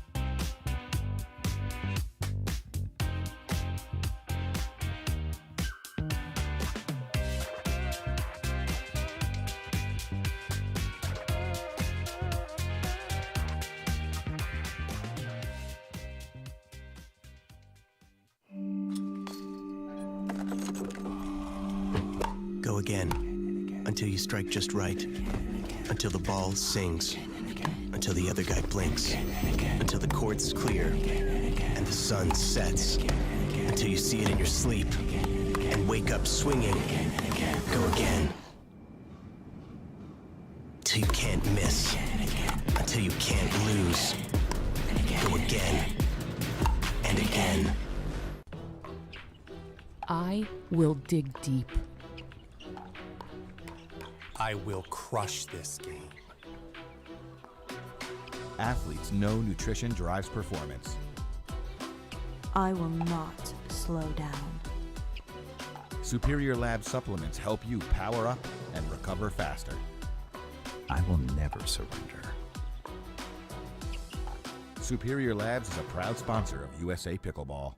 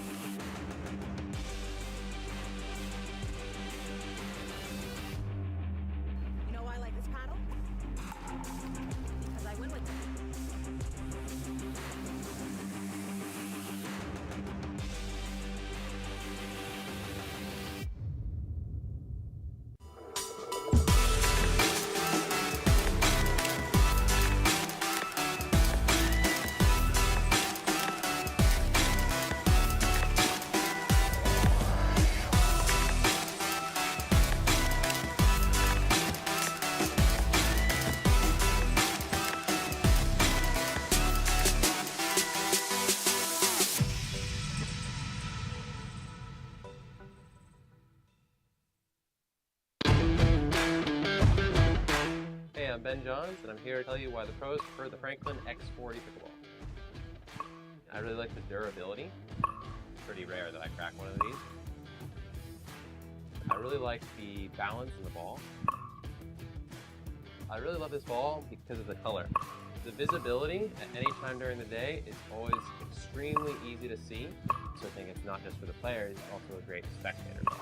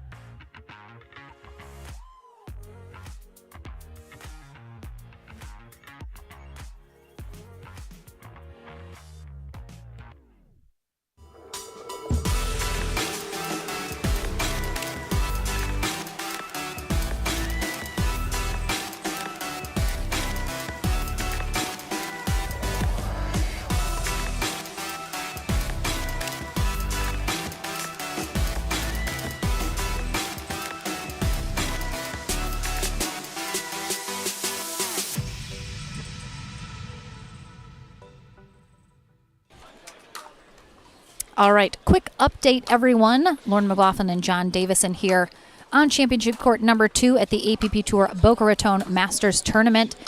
We are going to shut this court down momentarily here. I am headed over to Championship Court number 1, where our coverage will continue on ESPN Plus for the remainder of our mixed pro doubles bracket through the winner bracket final, as we have our medal matches tomorrow for Championship Sunday here at the APP Tour Masters Tournament. So John Davison very generously is going to stay here, fly solo, as we take this Championship 2 coverage over to APP TV on YouTube. So pop on over there. We're going to have continued coverage of our senior pro matches here through the medal matches. So John's going to be rocking that out. Are you ready? We're holding down the fort, baby. Ready to spread your wings and fly free? I'm ready. All right. Thank you so much, everyone, for joining us so far here today. Again, head on over to ESPN Plus for our continued coverage of our mixed pro doubles bracket, while our senior pros will continue play here on Championship Court number 2. If you are interested in that, head on over to the APP TV YouTube page. That is where you will find this coverage continuing with John Davison in the booth. But Lauren McLaughlin signing off here. And then we'll be back on ESPN Plus, Championship Court number 1, right after this. Thanks so much, everyone.